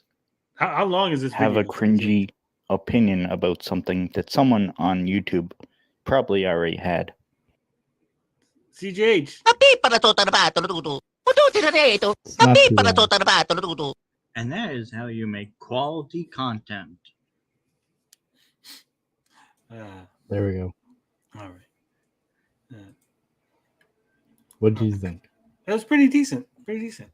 Like, could have been. I would have cut the cringy intro a little, but other than that, that's the nice part about Dead Cells. You don't have to be a super player as long as you know how to make the most of what you're given. Yeah, I think the first couple of runs I did in Dead Cells, I didn't understand the leveling up, right? You know, where you pick. Oh, what do you want to pick? Was it brutality? You know, 3 different choices, right? And I was trying to even them out, like survivability, brutality, technical, some. I forget what the other one is. Right? I tried to even them out, thinking that the game was longer or something. I don't know what the hell I was thinking. But then once I realized, oh no, I should just all, go all into one. And that got me a lot farther because, I just went all brutality, that build. Boom. It was easier. I was having like 800, 900 bonus at the end. So yeah, it's a great game. I like it. I'll definitely go back to it and beat it more. But like I said, right now, I beat it once, and that's good enough for the challenge. Game per month kind of thing. And, explained how I still, in spite of not buying games, still kept getting more games, from other people and other situations. But yeah, the 12 games a year thing, that was the end of PK versus the world. And I rebranded the channel. And that's, when this channel really started. I talk about how I've been on YouTube for almost 10 years in April of 2023. And you know what? Really, I look back and realize and reflect on this channel that I didn't take it that seriously, honestly. I wasn't really all in on, making the best content I can make. I didn't really care. I just, wanted to upload stuff. I didn't care. I didn't really care. Like, I was like, okay, we heard you say you didn't care a lot. Come on. Thoughts and feelings. And I think that's another good piece of advice is making videos, even if you make videos for a specific audience, it's also really good, again, to experiment and make videos that are good for your own mental health. A video like this where I can get out all these thoughts and feelings I have is a very good thing. My advice, if you want to make a video for your mental health, make it. Just don't ever release it. Get it all out. Get all the stuff you need to say, all the frustrations. Get it all out. And then private the video and never release it. Because Jesus Only Christ. on Pornhub. Only on Pornhub. This is... I'm not a therapist, is what I'm saying. Your audience is not your therapist. Honestly, as far as I'm concerned, and I recommend any YouTuber, and I don't know if you have to start a podcast necessarily, but making videos, where you give out your honest thoughts and feelings about what you want to say, beyond simply just, oh, this is a particular topic and discussion I want to have, So making a more loose fit discussion videos are a good thing. But the whole drop in retro thing is stupid. Honestly, that was dumb advice. And I can't believe I actually took that. I probably, if I had to do it all over again, I probably would have just maybe shortened the name to PK Retro or something. But I like PK in the universe. It suits me. I am just a guy in the universe. I'm just some random a-hole with a camera in the universe. That, I'm just a guy having fun, trying to make. Man, those cuts. They really stand out a lot when you got it at 2 times speed. I finally pumped the crossbow-matic. Awesome. This guy's so cringe. Joey says we call this authentic. It's authentic. And if you follow him on Twitter, I can't because he blocked me. You'll learn that he cares about nothing. He makes is overtly clear. Yeah. I think I watched like 3 8-Bit Eric videos. I couldn't. There's something about him. It's just off-putting. Eric is just off-putting to me. The best videos I can make for the people who enjoy this content. So yeah, I really like PK in the universe. But yeah, if I was going to do it, like I would now drop retro because that's just nonsense that, oh, retro gaming has a ceiling. Every kind of YouTube channel has a ceiling, every channel, but there's plenty of people who have absolutely defied the odds of, oh, retro. If you have retro in your name, you're not going to grow your channel. It's like, you got people like Retro Bird, who's got like 30,000 subscribers. The guy started in 2018, many years after I did, and he's doing great. And you know what the thing about Retro Bird is? That guy has not changed his content at all. Not like hardly at all in the last 4 years he's been making content, or 4 or 5 years he's been making content. And he's got good cadence, and his channel reminds me of how retro gaming channels used to be back in the day, but he does it so brilliantly and he does it right. And then I think about Retro Rick. Retro Rick is a channel that, he'd started in like 2017. He kind of started to really take it seriously in the last how many years, and his channel is at 200,000 subscribers, and he does a lot of those game hunting videos and stuff, and they're really good and very well edited. And I think he's got some help. You can tell he's got some help from people. I don't know, but I don't think. I don't know. How can you tell that he's got some help? 2, add a jump cut every 10 seconds. Yeah. Do you think the other universes have their own PK, PK in the other universes? In the antimatter universe? many years after me, but I'm doing a video on views. Yeah. I don't think he understood what he said. He said a thing and didn't register. I think he's just doing this all on his own, but he's propelled his channel. You know, he made a YouTube channel with retro gaming content and clearly is doing quite well for himself. Yeah, there's. But again, I'm not going to go back. But Retro Rick, who we talked about, did not. It literally said in the thumbnail they showed Retro Rick talking about nostalgia, video games, movies, TV shows, toys. So he's not just a retro video game channel, right? PK is being a little disingenuous here. So many channels with the name retro in them that have, you know, gone on to have, you know, a successful channel. And success looks very different to different people. Some people think the only way to have a successful YouTube channel is if you can quit your job and make a living out of this. And I don't think that really, to me, is success. Success is when you're doing this and you're having a good time still doing it, and you keep doing it, and you're actually, you know, the ultimate goal, obviously, for a lot of people is to get money. I don't know, man. You could be having fun and living on the street, but I wouldn't call that success. Would you call that success, CJH? Absolutely. I stand corrected. Monetized, which is an understandable goal because this is your work. You're putting your work out in the universe, and Google's actually making money off of it. So it'd be great to have a cut of that. Wait, this isn't a honestly, I Genobi? totally understand why people would want to be monetized because you deserve a cut of it. You're working hard. You could be spending your time doing anything else, and you're doing this. And some people work harder than others, and some people don't see the stuff behind the scenes. They don't see the editing. They don't see any of that stuff, or all the time. You know, years ago, I remember I always use this example. I was in a college class and I made a video about what do people love most about dogs. And I interviewed like 10, 15 people. And I walked around different neighborhoods in Chicago. And that took me, I probably spent 16 hours, you know, like traveling and going places. And technically speaking, I did get paid for that video because I was He spent 16 hours interviewing people. Why didn't he just go somewhere where it was busy, where all the people would have been there already? Probably would have Sparta move. You know, go to a dog park, you know, where there's a lot of people. the military, you know, so I had used the GI Bill or whatever to pay for my college, and they paid my housing allowance. So I actually used the GI Bill to pay my mortgage for like 4 years. So Logical says 10 years and still in hobby mode. I don't know. Yeah, you got to have different mind frame. No, he just crossed. He just got monetized. So he's out of hobby mode, I guess.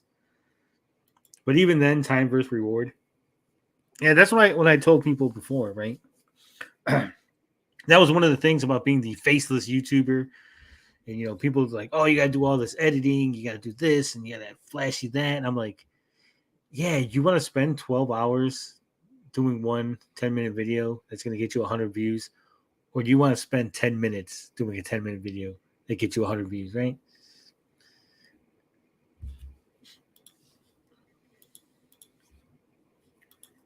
yeah, technically speaking, I got paid to go do that, but that video got like 16 views. 16 views, you know, and it just never did well, but that's okay because I enjoyed making the video. And it was a great experience in editing. It helped me further craft my skills in editing and, you know, doing interviews, getting confident, you know, doing interviews. So I felt good, you know, to like, you know, come up to strange random people. It was an experience that you just can't get by just sitting here in your basement. I'm pretty sure PK is from the Midwest here. Pretty sure. Midwestern people are very friendly, right? We walk up to people all the time. We say hello. This isn't New York. The PK's not a New Yorker where it's like, oh, I had to learn how to talk to people to walk up. I'm walking here. Yeah. Hey, I'm walking here. What do you think this is? This ain't Chicago. This is New York. We don't talk to people. We don't say hello. Right? But pretty sure it's not that hard.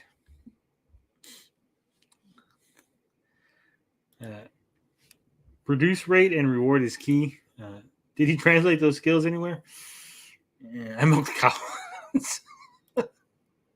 PK needs one of those prove me wrong signs on a table. While the games doesn't get you views, prove me wrong.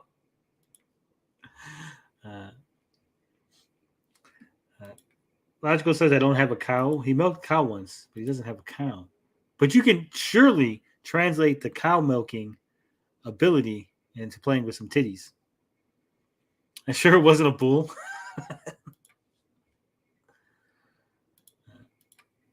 And, so I found a lot of value in it, even if it wasn't monetarily, it was more intrinsic value than anything. And you will find that, that's the thing about making YouTube videos is you're still learning. You're always learning. You need to keep learning, because if you don't keep learning, eventually you just become stagnant and you get burned out and you don't want to do it anymore. So, and it's totally understandable to not want to keep doing it. If you've been doing it as long as I have, it's like, it's hard to stay motivated. So it's important to, keep doing what you're doing. Another piece of advice I got was just make original content. Just make great original content. It doesn't matter. I mean, you can make absolute garbage content and still be successful on YouTube. YouTube is about more than just making good content. I've said this before and I'll say it again. The greatest. No, I'm going to disagree. First off, there's a lot of subjectivity in what we're talking about here, right? What is good content? What is bad content? Like YouTube poop, right? If you don't understand what YouTube poop is, you're going to be like, this is shitty content, right? But it is not. It is brilliantly bad, right? It's like a Neil Breen movie, right? It's brilliantly bad. You have to make quality content, even if the quality content is shitty content. But it has to be quality shit. It has to be a nicely polished turd. All my quality content is on my Patreon. Jan Del Santos says, are you considering buying a Gotta Go Flamingo to add to the Amico forever? You can record stuff for it to say.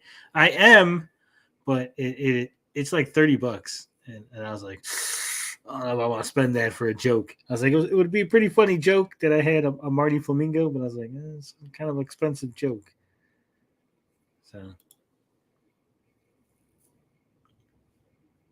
I got to have a little charisma as well. Well, I have a little thimble full of charisma that I've somehow parlayed into 1,264 subscribers. Charisma. Just a little. I don't have any charisma. You got to have timing. Timing is the key. Timing. My timing is awful. I will say this. For anybody who wants to... excuse me. I don't know why the hell I'm yawning.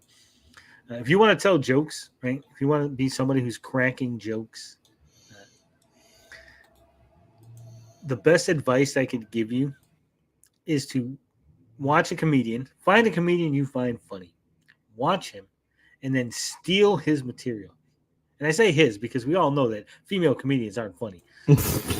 Steal his material, right? The Chris Ray gun. Yeah. Right. You steal the material and then you use it. You use the material. And what this is going to help you do is you're going to learn right away that it's not just about the material that makes it funny, right? It's the delivery, it's the timing, it's the tone, the inflection of your voice, the way you tell the joke, right?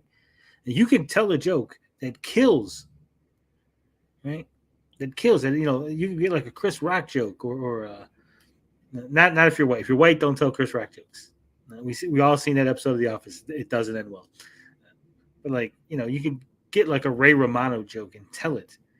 But if you don't tell it in the correct way, if you tell it off, it's not going to get the reaction that you expect, right? And then by doing this, you're going to learn how to tell a joke properly, how to set it up, how to deliver a punchline. Because this is a joke that works. The punchline works. You just have to figure out how to get it there. And once you figure that out, then you'll be able to come up with your own jokes, which is what you need to do. Tony, you got a bump from the Amico thing, so being on the right side of something early gets you burned. Well, that too, that helped. That definitely helped, right? But I want you to go back, Logical Raptor. If everyone always says, right, the Amico, it's instant success, right? You're instant. Go back, turn the clock back. There was a lot of people making Amico content at one point. And not all of them were getting views, right? Because some of them weren't informative. Some of them weren't interesting. Some of them didn't have the ability to actually talk and carry a thought to its completion, right? And they got weeded out, right? And within a year, a lot of people dropped off of the Amico train because what they thought was instant success, what they thought was just easy, right? It's a hot topic. People are talking. Easily going to get 500 views because people want that. But it started getting condensed and getting smaller, right? People started figuring out, hey, I don't need to go to Bill's channel because Bill sucks. I'm going to go to Fred's channel. Fred they're going to talk about the same thing, but Fred's better at it, so Bill gets dropped off. And everybody got weeded out, right? You got people started getting weeded out. The wheat was separated from the chaff, and the cream rises to the top.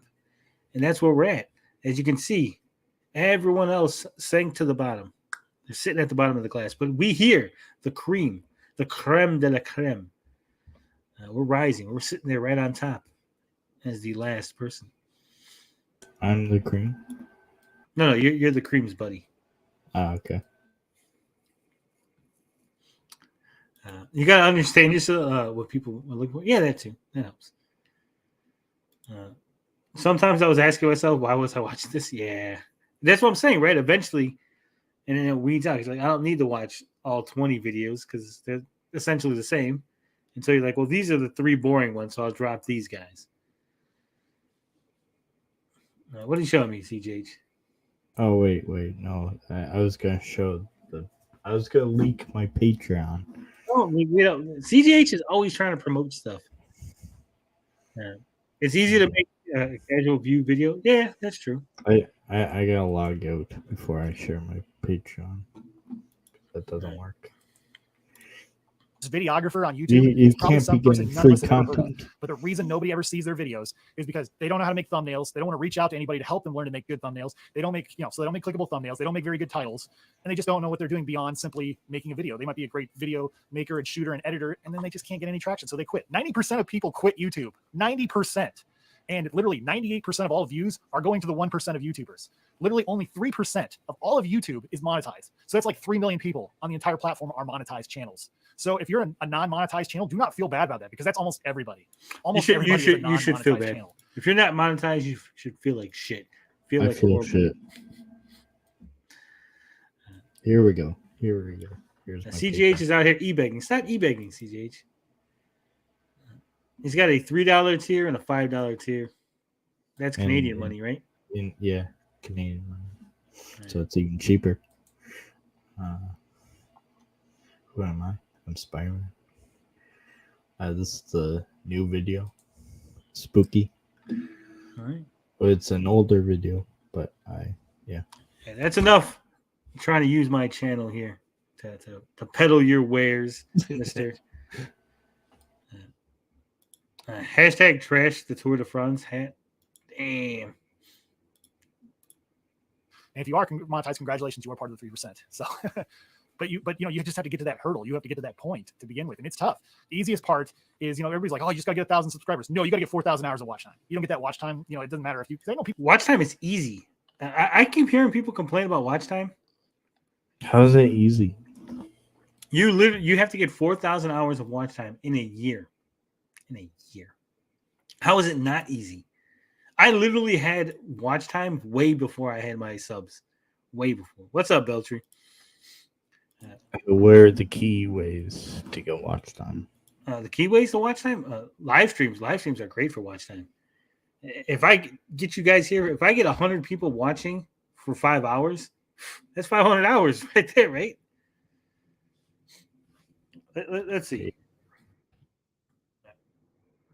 We're gonna peel the curtain back a little here, and we're gonna go to my analytics. Let's see the content. All right, where's it show the fucking watch time? No, it's not what I want. That's the impressions. God damn it, where's it at? Oh, there it is. Watch time. All right, so I'm gonna set it for what was last month, April. Yeah. Okay, so for April, I got 1.9 thousand hours of watch time. 1,927.2 hours of watch time.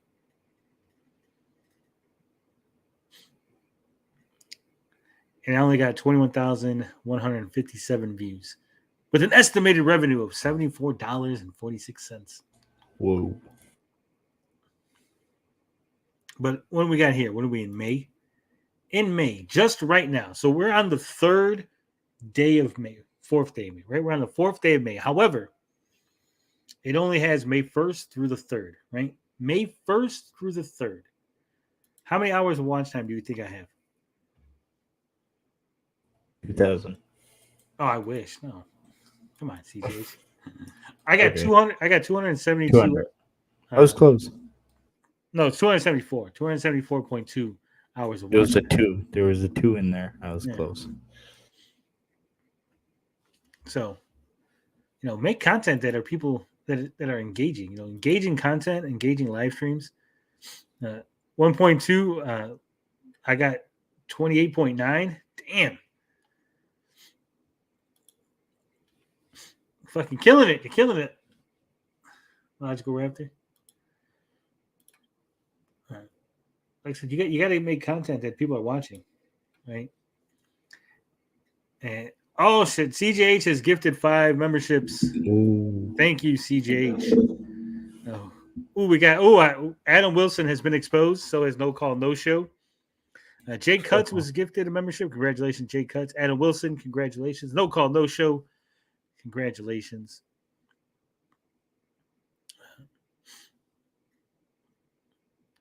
Let me see. Logical Raptor. Go to your channel.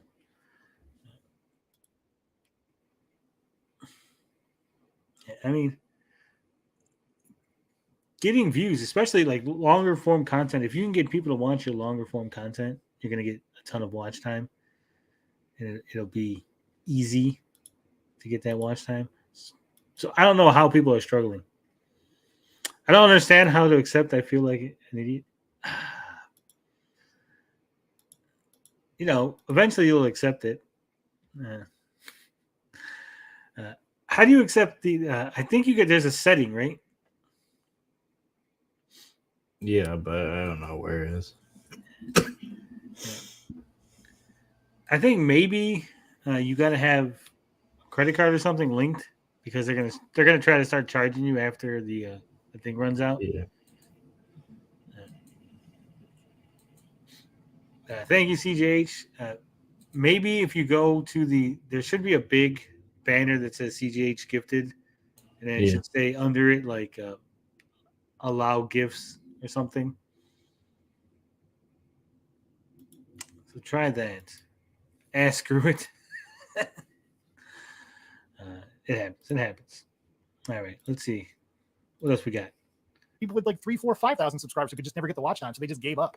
They just gave up because they didn't care to learn how to get to where they needed to go. And there's a lot of YouTube advice, a lot of gurus and stuff.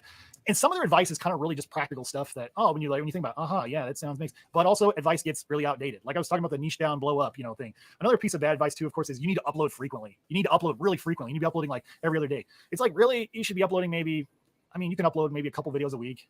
But if you're just constantly, a lot of times I've had a lot of YouTubers where it's like I really enjoyed their content, but I could never keep up with it. So I just eventually stopped watching it. And I think that happens. I think people get burned out about watching the same content creator. I don't think you should go 3 or 4 months. I've never got burned out of watching the same content creator. Ever. My money videos get like 200 views. Hell yeah. 20 more free memberships. What? I don't know if that's actually no one's accepting that. CJH, was that you? I can't see it. CJH is gifted. But no one has got it. Oh, because I think they got to be here, don't they? Or maybe there's no one left. 20, man, that's pretty generous. Thanks, CJH, for gifting 20. No one's accepting yet. Oh, damn. You guys got to accept these memberships, or CJH is wasted everybody's time. Wasted. Oh, damn. Thanks, CJH, for gifting memberships. I appreciate it. The last line says, I'll take one. How do I do it? No one knows. I have no idea. I think you got to click something. Honestly, I wish I knew.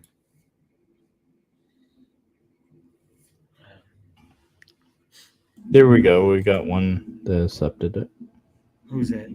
Logical Raptors Fanatic. Logical Raptor says I allowed gifts. So there you go. You got to allow gifts. There should be like a little thing that says allow gifts, and then maybe next time you can blah, blah, blah, blah, blah. So congratulations, Logical Raptor. you are now a tadpole. Everybody, we're gonna have so many tadpoles that it's gonna be like no regular people. That's what I want. I want a channel that's everybody's a member right across the board. Yeah, everybody Without uploading, should click expect the to grow your like channel, grow button. Upload as frequently as you can, as long as your content does not suffer the quality wise. You should upload as much as you can. I mean, look at me. I live stream like 6 nights a week now. I don't think you guys are sick of me yet. I hope you ain't sick of me. I'm not sick of yous. For your audience. You shouldn't expect that. No, but I also don't believe you should make a system. You need a schedule. You have to adhere to a. All right. Logical Raptor says, click on the icon on top of the 20 at the top. Joshua says, click on the gifted membership and allow gifts. So that's how you should do it. Schedule, because I think that can actually hurt your mental well-being sometimes. Yeah, it's good to challenge yourself, but people can take this way too far. And for a lot of people, this is a hobby. I don't like the word hobby. Maybe it's a hobby business or hobby future business. Maybe that might be a better phrase in term of word, but I never cared much the term hobby. I like to think of it as meaningful work that gives me pride and satisfaction in doing, even if I'm not getting paid necessarily for it. I'm very close to being monetized, but I have not gotten there, and I will get there. It's I don't want to say it's inevitable, but I've been pretty persistent, and I understand what it is I need to do and what I'm going to do to get to where to achieve my goals. And there's a lot of different things I've done, as far as improving my craft and getting noticed on on YouTube and like. Now I think he just rambles on about himself. So I think he's done with the advice. I will never get a free membership. You got to click on the thing. Beltry, there's like 19 memberships just sitting out there waiting to be taken.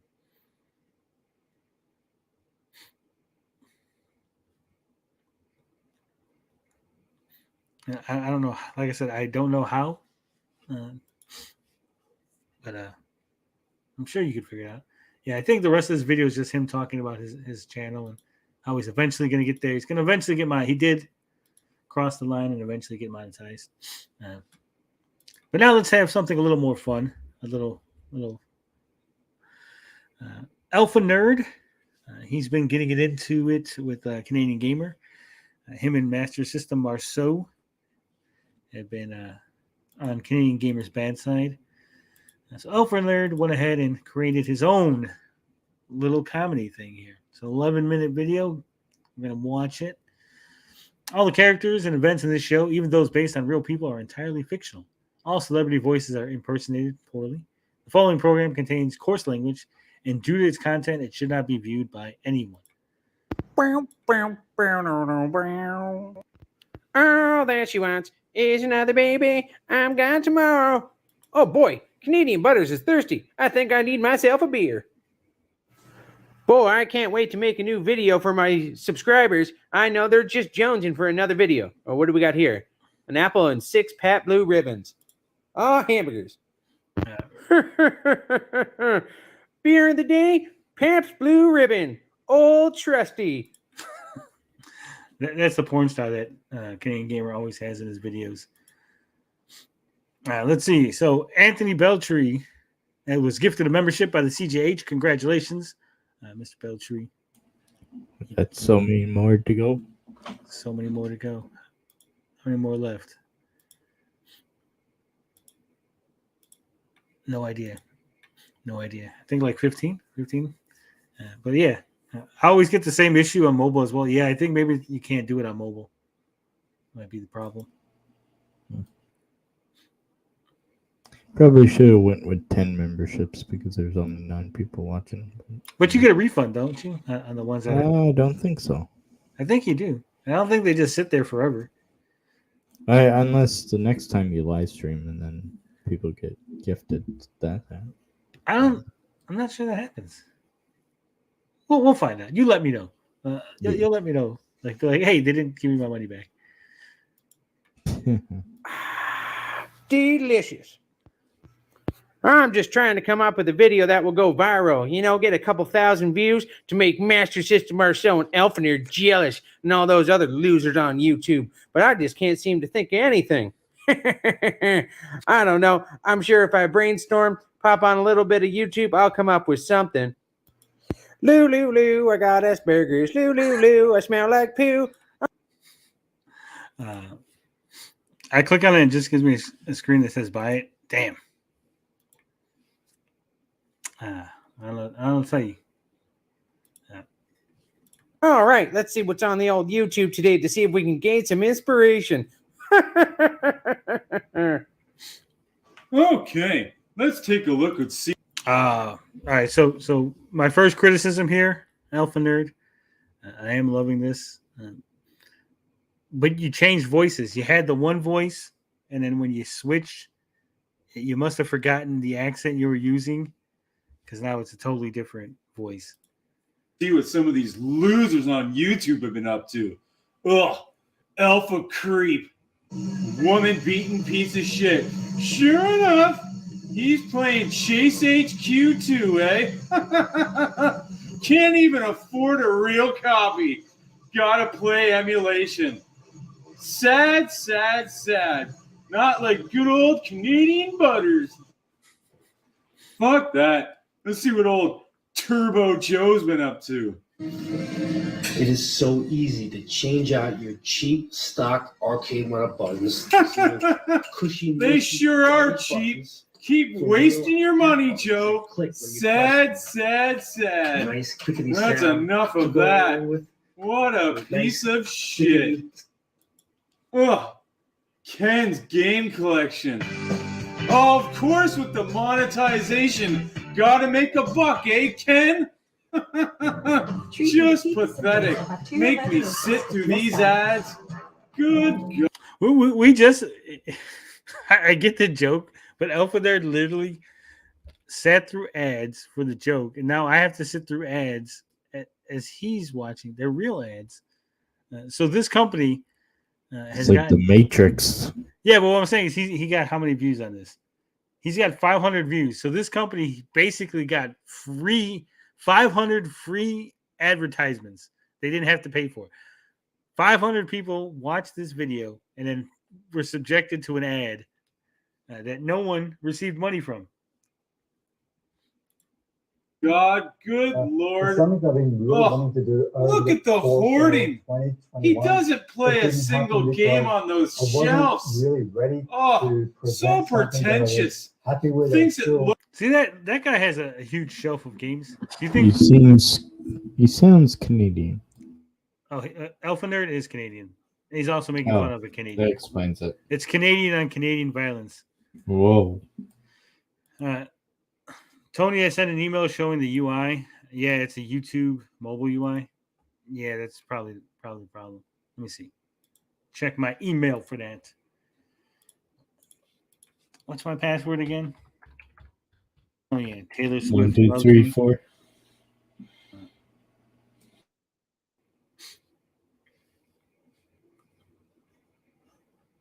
Let's see.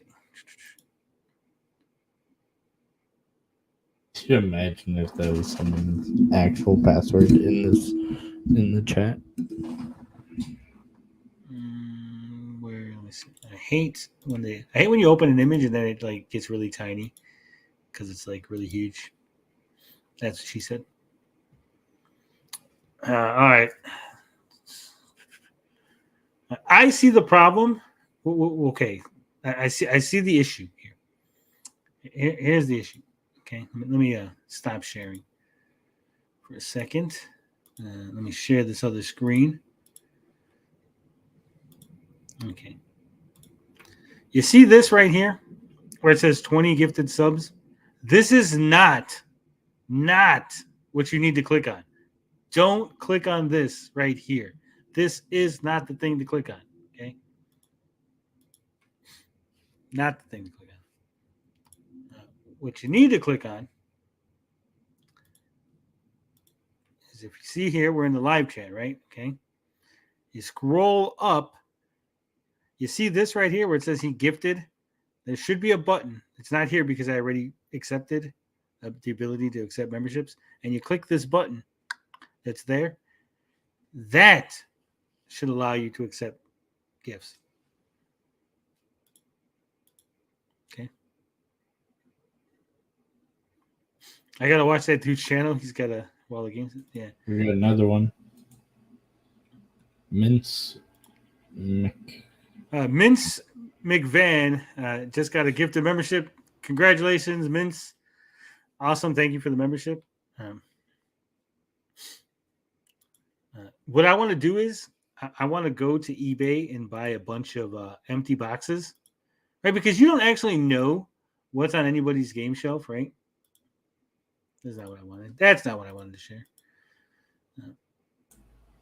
That's what I want. You don't know. You don't know what's actually in these, right? These could all be empty.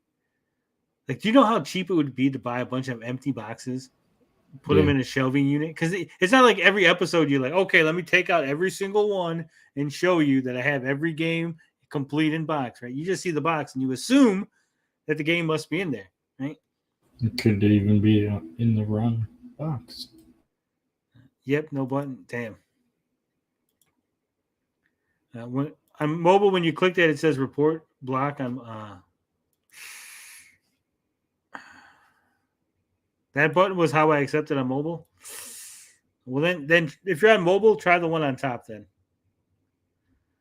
That's crazy buying empty boxes of Blu-rays. Not if you're trying to, like, if you're doing it to impress. Like, if you want to, like, have the air, fake it until you make it, right? Like I said, no one knows that they're empty boxes. You said, fuck it. You could probably get them cheap, too.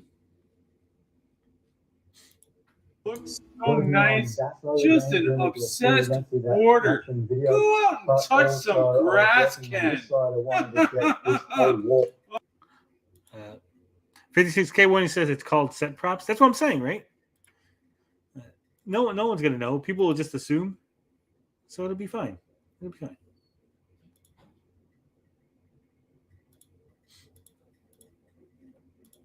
Oh, my God. Let's see what old Master System Marceau's been up to.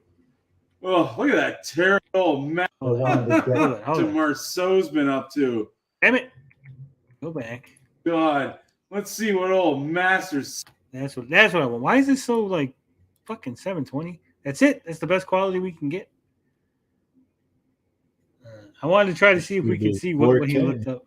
Yeah. Come on. Oh, damn. System Marceau's been up to. Oh, look at that terrible logo. Oh, look at that handsome face right there. Gotta like that beautiful face. What's this? Sunset Riders. Transbot. Oh, of course, playing Chase HQ. Whoa. 1-inch bicep says, oh, just steal DJC. I didn't steal DJC's background. You might not realize this, but the background for DJC's show, that belongs to Amico forever. So I get part ownership of that. I see why I got no button, because my account is a brand account. Brand accounts can't accept subs. Oh, there you go. It's a setting, though, on your account. Either way, Google allow gifts on YouTube, and it probably tells how to do it with the shortcut. Damn.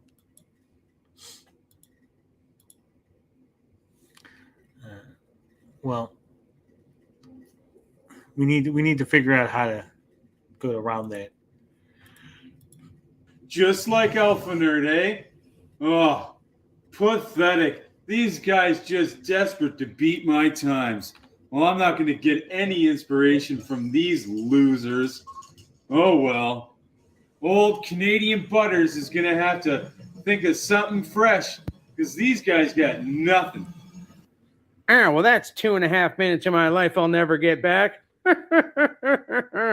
I just can't come up with any ideas. I don't know. Let's just head up to the old game room and see if I can come up with some more ideas, or maybe do a little bit of trolling on the internet. Yeah, trolling. Okay, now that I'm half in the bag drunk, let's get on the computer and do a little bit of trolling. I'm thinking maybe some troll posts towards Marceau and stupid alpha creep. This will surely live inside Marceau's head. Okay.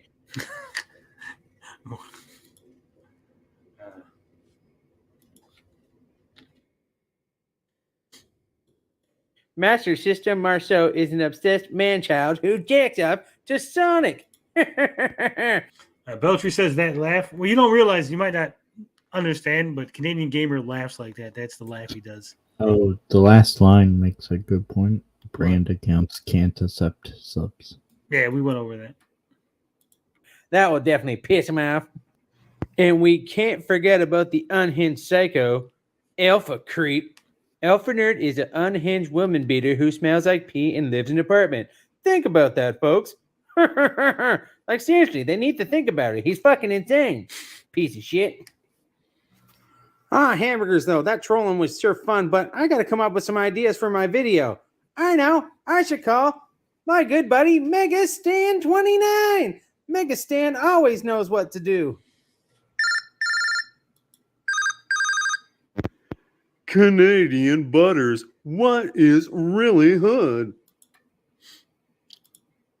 Did we get another exception? Okay, Justin Beard was gifted a membership by CGH. Congratulations, Mr. Justin Beard. Last line says, I use my non-brand account to accept the join more option.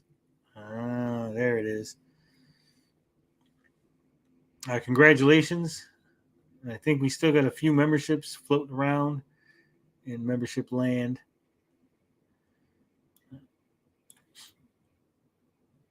Hey, Francois Tremblay is in the chat. What's up, Francois? He says you're great. No, you're great. You're great.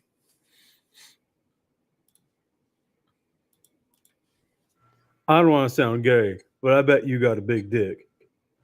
Oh, Megastan, I wish that were true, but it is small and thin as a pencil. But I need help. I need ideas for a video. Well, Canadian Butters, I don't know if I have any good ideas, but I bet Peanut Head in the solar system's butthole is super nice. Maybe you could do a top 10 video about that. I got it. Do the top 5 maple syrups you would like to taste off a peanut.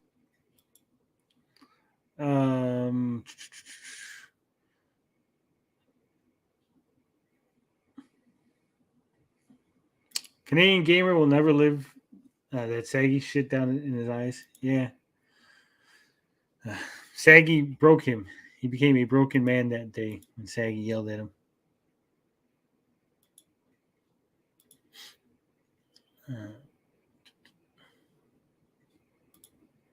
It happens sometimes.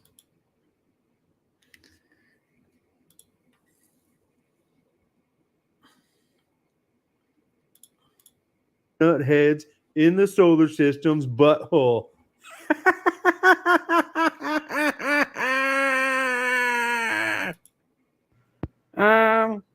Yeah, I don't know about that one, Megastan. Well, Canadian Butters, keep that butthole clean. I'm going to go work on an NDR, Joe Montana Sports Talk Football. Oh, yeah, geez. Thanks a lot, Megastan. Yeah. Dude. Hamburgers, like that was any damn help. Goddamn Megastan only talking about buttholes and dicks all the time. Fucking useless. I'm going to have to come up with ideas myself. Oh, man. Road rash. Oh, my God. That's it. I'll make a video about road rash, too. I'll ask people if I should get it graded. Yeah, that makes sense. Grade road rash too. Great idea. I'm so smart.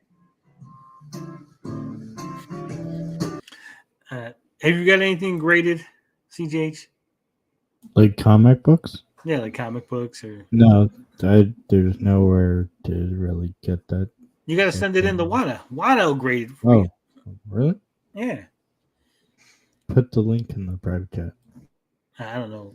I don't have a link to it.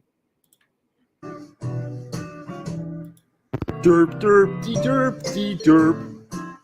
Dee derp, dee dee, dee dee derp.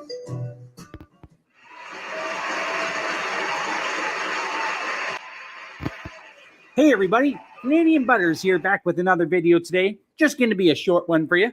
I had a long day at work. I don't want to take up too much of your time, but there is something I wanted to talk about. An idea I think might be pretty good.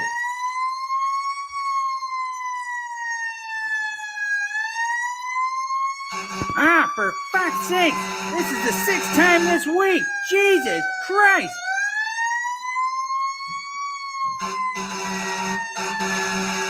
Would you please shut the hell up? There's no fire! Hamburgers! This happens like 8 fucking times a week, and I'm getting pissed! Shut up! Come on! Hey, look who it is.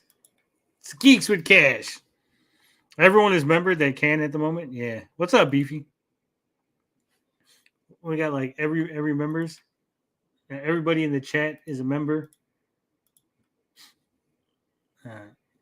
Yeah, so go ahead, Luke. Take the membership. There's just like 17 of them.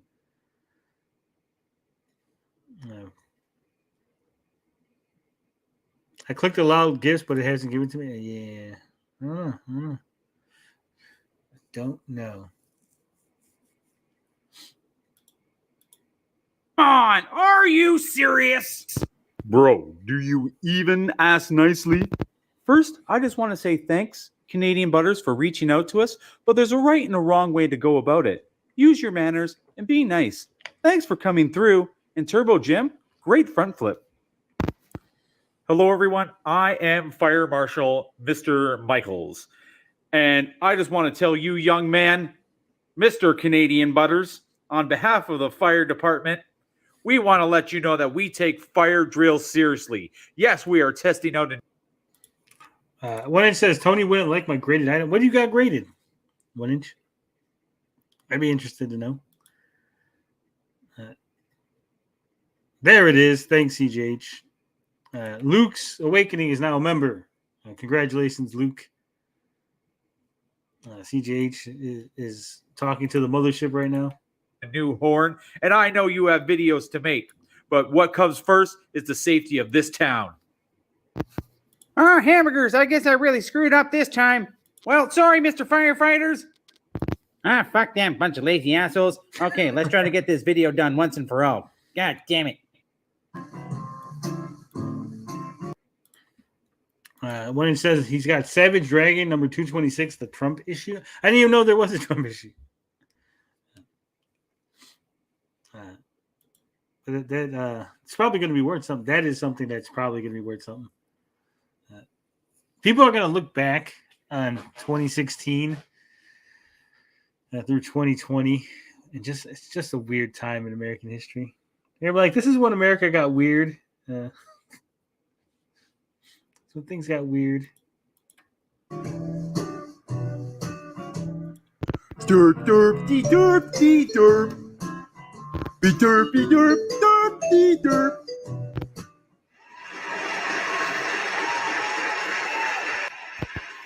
Hey everyone, it's Candian Butters. Welcome back to another video. Oh, my fucking second time trying to shoot this thing. Jesus Christ. Anyway, I hope you're all having a good week. Weather's been beautiful, even though it's been cloudy and miserable and rainy. But just hope you're all getting outside and touching some grass. I had a little bit of time. Son of a bitch! What did I say? What did I say? Huh? I said, don't leak my face reveal, right? Isn't that what I said, CJH? Oh, who leaked it? I said, nobody leaked my face reveal. Who leaked it? He thought I wasn't going to notice. He thought I wasn't going to notice. There it is. Uh-oh. Whoa. Potion Sword Run. This is at Geek Getaway face reveal. He leaked it. He leaked it. He even made it look like a leak, too. It's all blurry and everything. It's the more button besides gift. I leaked it an hour ago. I just saw it. Damn you. I'm going to let it go because I like you. I know it wasn't you, Original Seed. I know it was actually Elgato. You're covering for him. It's fine.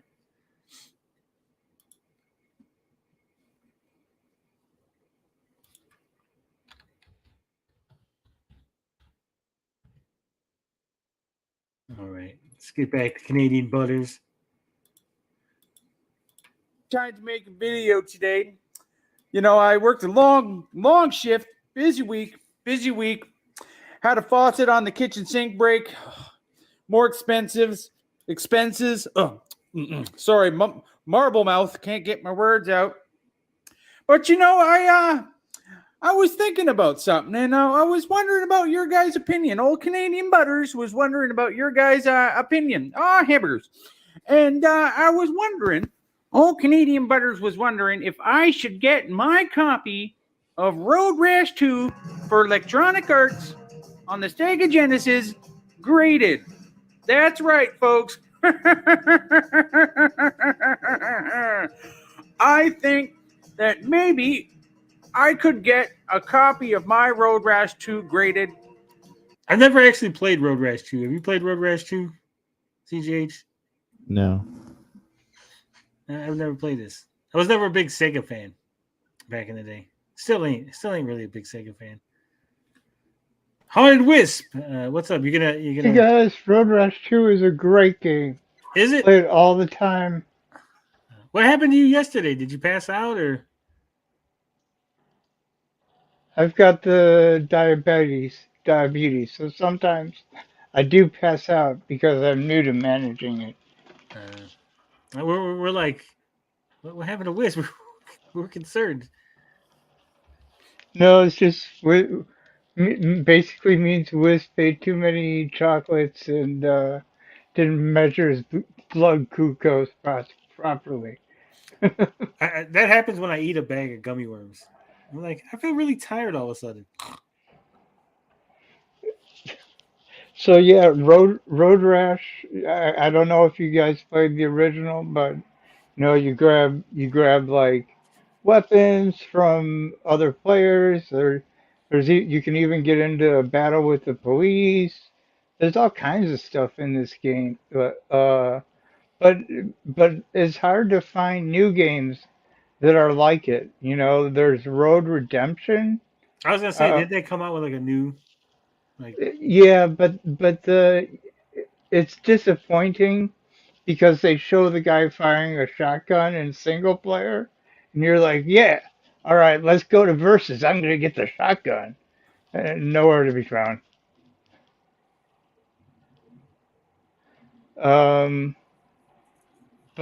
But I enjoy the game even if it doesn't have a shotgun. It has some cool couch co-op / not co-op going on it. That's pretty good. Yeah, maybe the shotgun was too OP for multiplayer. Yeah, it would have been without making it like a blunderbuss or something. Yeah, Min says he's not a fan of Road Rash, and you Super J says 3DO Road Rash is the best Road Rash. Thank you. I know which one to play now. I haven't tried 3DO, so I'll have to see if I can get one cheap. Beefy Bite says my local comic shop had a literal long box of Punisher 29.9 #1. I have that issue. I have all those. Was it Spider-Man, Punisher, Hulk #1 29.9, Ravage number 29.9, X-Men 29.9. I have all of them. And I should actually show off my comic book collection one day. But then I got to get them out, and I don't want to do all that. I'm lazy. I'm about to liquidate mine, man. Hell yeah. Etch it into the history of gaming. Now I know it's a very common game. I have 2 copies myself. And I know you might think I should give my head a shake. It's only Road Rash 2. It generally sells complete in box for maybe 40 Canadian dollars, 25 American. But I got a real good shaped copy, and though I didn't grow up with this game and have no sentimental value for it, I thought it would be a great reason to make a video. I mean, a great reason to grade a video game. So, fellas, even though I know maybe it's not the most sensible thing to do, and it might be because I actually don't own anything worth grading, like say a high-valued comic book or a high-valued video game or a high-valued anything, but I thought it might be kind of cool to pop on my shelf a graded copy of Road Rash 2. You know, it really is quite a fantastic game. I can almost... I mean, I need to try it. It looks pretty decent. It survives the kind of like obsolescence test a little bit. When it says what comic that you have is worth the most, I don't know if I have any really valuable ones. I mean, I have some first appearances of characters that I haven't looked up the value of comics in a while. So, like I said, I have some older ones. I can't even think what would be like a really valuable one. Yeah, I have the Death of Superman. I guess that was really valuable at one point, right? I think it still is. And I happen to have that one with the Doomsday and the epic fight where he broke off like Doomsday's crystals and stuff on himself, but died anyways. Yeah. Or didn't die, but died and came back, kind of like Jesus. I have the complete, the whole Infinity Gauntlet saga. So I got the the Infinity Quest, the 2-part graphic novel with Thanos, then the Infinity Gauntlet run, then the Infinity that was the second one. The Infinity Crusades, the third. Infinity War is the second one. So the Infinity Gauntlet, the Infinity War, and the Infinity Crusade, the entire runs of those. So maybe those are worth something because of the new MCU stuff. Like I said, I haven't really looked up. I don't collect. I've never bought things with the intention of like, oh, it's gonna be worth money, right? I just read them. No, this stuff is just stuff from my childhood. I don't know if I'll ever be able to sell the Marvel cards because the guy I talked to out in Libertyville, he was like, yeah, nobody really pays for Marvel cards, and I'm like, what? What about all these movies? Where are they getting the where's the fan spirit? I guess it's dead, but I got a few signed ones that I gotta imagine is worth a little money. Yeah, I would think they're probably worth more than cover price. The newer ones, the older ones, they're not all in the best condition. So maybe $10-$20 for every couple of them. No, like I told you, I was one of those people who always leaves the plastic on devices so that they're new. So I would always put I know I'm much more freewheeling now, but No, I would always put my thing in the little plastic cases.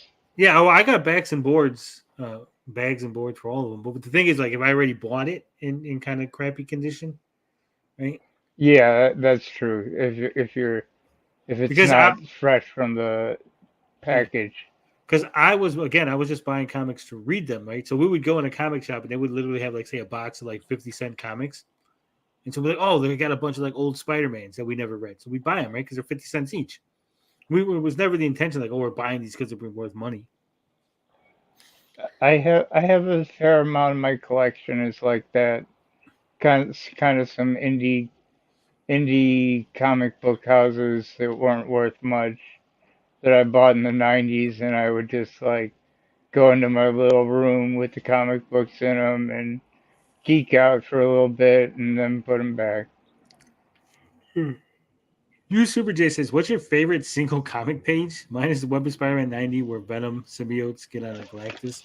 I don't know if I have a single comic page and I'm like, oh my god, this is so awesome. I like the whole comics, so any really good page there. Free balling is the way to go. No, it's not.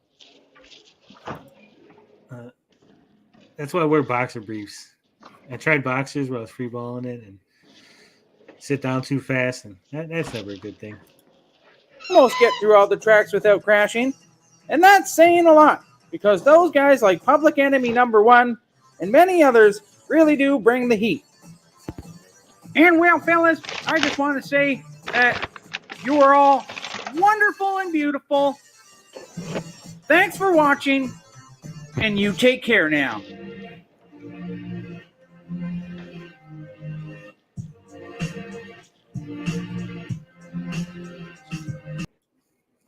That was fantastic, Alpha Nerd. I look forward to more episodes of Gamer Park. Sorry about the noise, guys. I'm looking for something to drink. That's fine. I look forward to more Gamer Park from you, Alpha Nerd. It's going to be awesome. Do you have any of the Batman comics based off the animated show? Harley Quinn first appearances in there, I believe. No, we don't collect a lot of DC. We have, like I said, we have the Death of Superman. I say we because technically the collection would be mine, my father's, and my brother's. Whoever dies last gets to keep it all, I guess.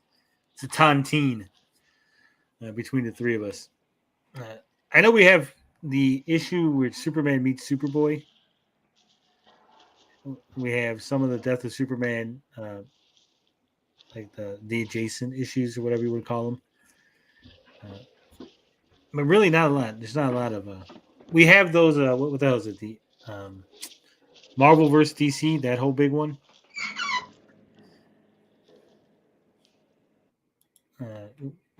So we have the Marvel vs. DC, the 4-part series that ended in a tie, and then all the comics from that like combined universe. We have those, and then we have the big graphic novel that has all the old DC versus Marvel. So it's like Superman versus Spider-Man, Batman versus the Hulk. I think it was like the Avengers versus JLA.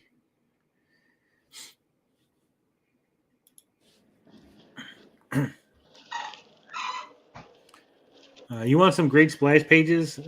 Volume 1 of Warlord has some great splash pages, especially in the earlier issues.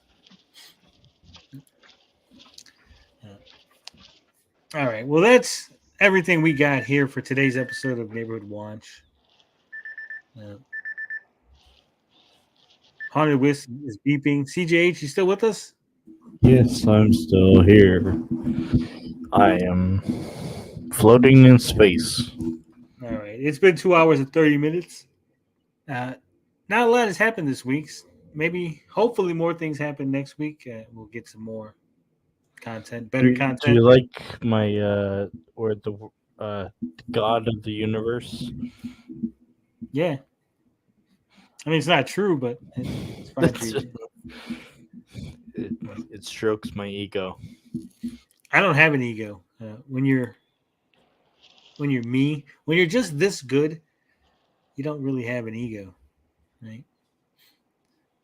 It's like, because ego is like when people think of themselves as better, but I've reached the pinnacle. I've reached the top. There's nowhere for me to go, right? Like when you're at the penthouse, you can't go any higher. And so you can't have an ego. You're just existing as someone who acknowledges that you are the best of the best. The Frog King. The elite of the elite. Carl's streaming. Oh, shit. Everybody hop over to Carl's stream. All right. Let me see. Let me check one thing real quick. And then if there's nothing going on there, we'll just call it a night. Tomorrow is Revenge of the 5th. So tomorrow we're going to go ahead and play, what is that, Star Wars Fallen Order? Jedi Fallen Order, whatever the hell it is. So we're going to be doing that tomorrow. But with that said, love, peace, booty grease. We out this bitch.